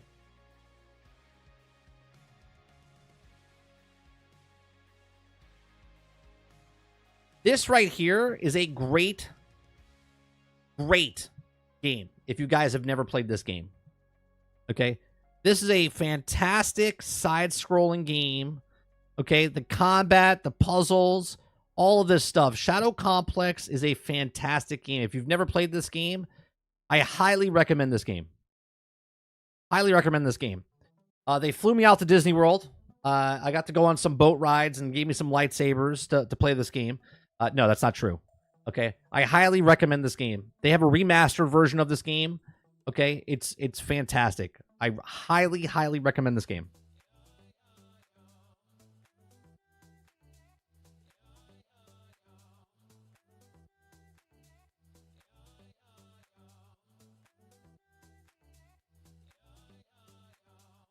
Upgrades and different things you can do.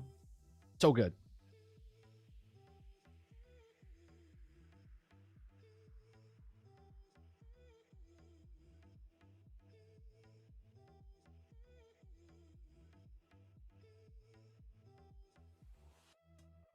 And real quick, I want to talk about, since we're playing Midnight Suns, right? I wanted to look at what the game sold.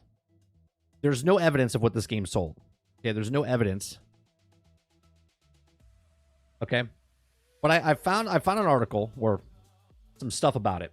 Okay, how many copies did Marvel's Midnight Suns sell? 2024 statistics. Okay, now unfortunately, I don't think this game suffered because of... It came out in 2022. Okay, I don't think this game sucked because of what they have in the game as far as the card system, nor do I think it made it sucked because of the teeny bopper stuff that's happening in the CW. I think this number suffered like this because of what Marvel was in this era. Okay, after Endgame in the MCU, every Marvel type of movie that came out pretty much sucked. Okay, pretty much sucked. Television shows, not very good, okay? And then video games itself with Marvel's Avengers in 2020 that came out that got shit on and whatnot. I think this game suffered because of a bunch of different things, right? I just don't think it was because of the card system. I don't think it's because of the teeny bopper stuff in there, like a dating sim type of stuff, okay? I think it was mostly because of Marvel itself, right? I think we're starting to turn through this with Deadpool. We'll see what happens with the rest. I think we're going to get another couple of films that are sucky, and then they might turn it around, and we'll see. Okay? But here it says that Marvel Midnight Sun developer Firaxis Games published the game by 2K blends strategy, combat, and rich lore to Marvel's supernatural universe, right? And the 5.5 hours I've played so far, I've really, truly enjoyed it. Now, Marvel Midnight Suns has only sold an estimated 560,000 copies on Steam. That's horrendous. That's horrendous. Now, this article, I don't know when this article was, June of 2024. Okay, so this is just this past summer. Okay, The game sold around 100,000 copies on Steam in the first few months. The game was 14th most downloaded game in the US and Canada on the PlayStation 5 during the first month of release, reflecting that the moderate but not overwhelming market performance. Okay? Despite strong critical reviews, Marvel Midnight Suns did not make it into the top 20 most downloaded games in Europe. Okay? And Marvel Midnight Suns has had a mixed performance in the market. Reception varied across different regions. The game managed to attract significant numbers of players initially, but it did not reach the top charts in some key markets. This suggests that while the game was a dedicated player base, it faced challenges in the gaining broader market traction despite positive reviews and strong initial interest. Okay. Marvel Midnight Suns was generated an estimated $20 million in revenue on Steam. Now, let's just put this in perspective. Okay, $20 million. Come on, phone. I'm trying to bring up a calculator. Okay, $20 million. And how much was the game when it came out? Was it 60 or 70? I'll just say 70. Right? That's only 285,000 copies sold. Okay? Which is just awful for a game like this. Okay? Now, Marvel's Midnight Suns has also shown solid revenue, a performance generating significant income on Steam. The game's positive reception and strategic release across the multiple platforms also played a crucial role in financial success. The steady revenue stream highlights the effectiveness of the marketing and distribution strategy alongside the game's inherent appeal. This combination of strong sales and broad platform availability has ensured that the Marvel's Midnight Sun remains financially viable and continues to attract people. Now, Marvel Midnight Suns had all-time peak of 15,405 players on Steam, which is, whatever. The game was an overall very positive review score, 82%, 12,829 review scores. Scored an 82 out of 100 on OpenCritic. Okay. But where is this now, right? Because the company itself, Fairfax, they're not making a sequel. $60 for standard, $100 for gold. All right, well, let's just say 100. We'll just give them the $100, right? We'll give the $20 million because those are the fans, right? So that's only 200,000 units then, right? Because those are the big fans that got it. So that's only 200,000 people that bought the actual thing, right? Again, we're going to play again more tonight. I like it. I want to do the builds and whatnot. And when I'm done, you guys know how I play games. I take a really long time to play games, right? I'll finish the story. It could be 20 hours, be 60 hours, whatever it is. And then I'll give you my honest opinion. Now, obviously, the game's 2 years old. Right now, it's on sale. I got it for free through Epic, okay, because they gave it away, okay? But I couldn't play it on the PC for you guys because it would be stuttering and stuff because of what I have. So I was like, I bought it for the first time for last night for $20 over on Game Pass, or because of Game Pass. Game Pass had a sale going on. Because of Game Pass, you bought it. It was like $60, $70, whatever it was, but they gave it 70% off, and they got it for $20. Okay, so I'll play it. You guys want to come in and ask questions as I'm going? I'm literally playing for the first time. I'm 5.5 hours into the thing. You could watch my gameplay last night. I really like it, and I feel like it didn't get a good shake because of everything else that came before it. And I think Marvel's Avengers, the game, did more damage to the rest of the Marvel brand because of the microtransactions and what they've done with that game. And I love that game. I have over 1,000 hours in Marvel's Avengers. But I think what The Last Jedi did for Star Wars, I think Marvel's Avengers in gaming did for Marvel's brand.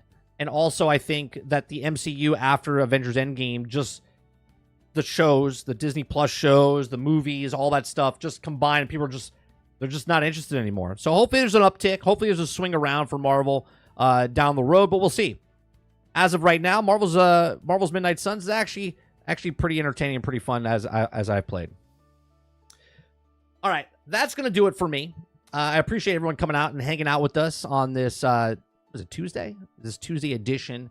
We're here Monday through Thursday from 10 o'clock in the morning till noon Eastern. If you like it, hit that like button, hit that subscribe button. If you'd like to go above and beyond that, you become a member as little as $5. Like I said, we're here Monday through Thursday from 10 o'clock in the morning to around noon to 1 o'clock, all depending on what we're talking about.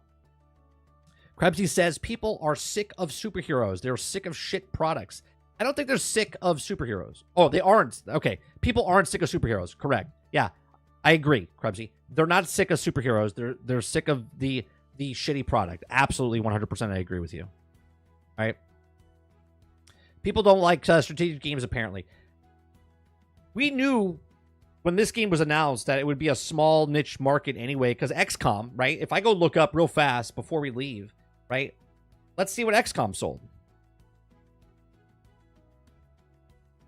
Right.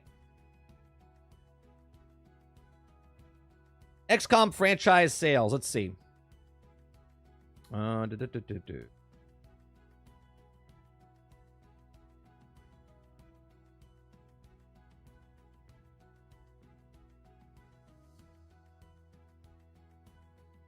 The estimated that XCOM Enemy Unknown made $17.3 million gross revenue since it released.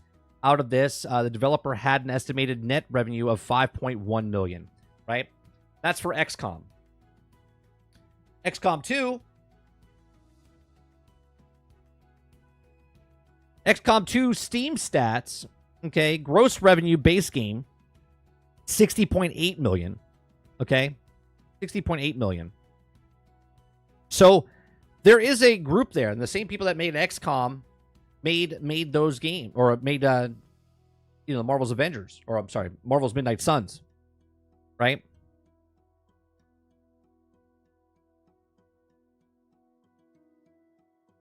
And I think they lose more money, even if it was successful, because they have to pay the licensing fee for Marvel. Travis says, 30, to be honest, the main reason I didn't sell well is simple. Gamers have gotten to where they are, isn't Michael Bay explosions every 5 seconds, they tune out. I don't think that's it. I told you why I think it did. Right?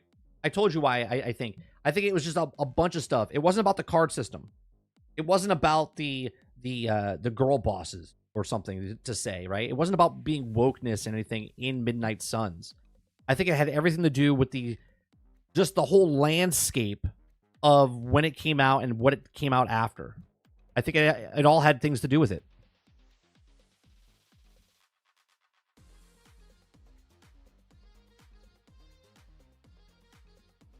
All right.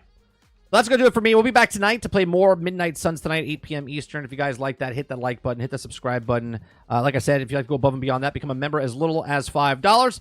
And I'll see you guys on the next one. You guys have a great rest of your afternoons. Peace.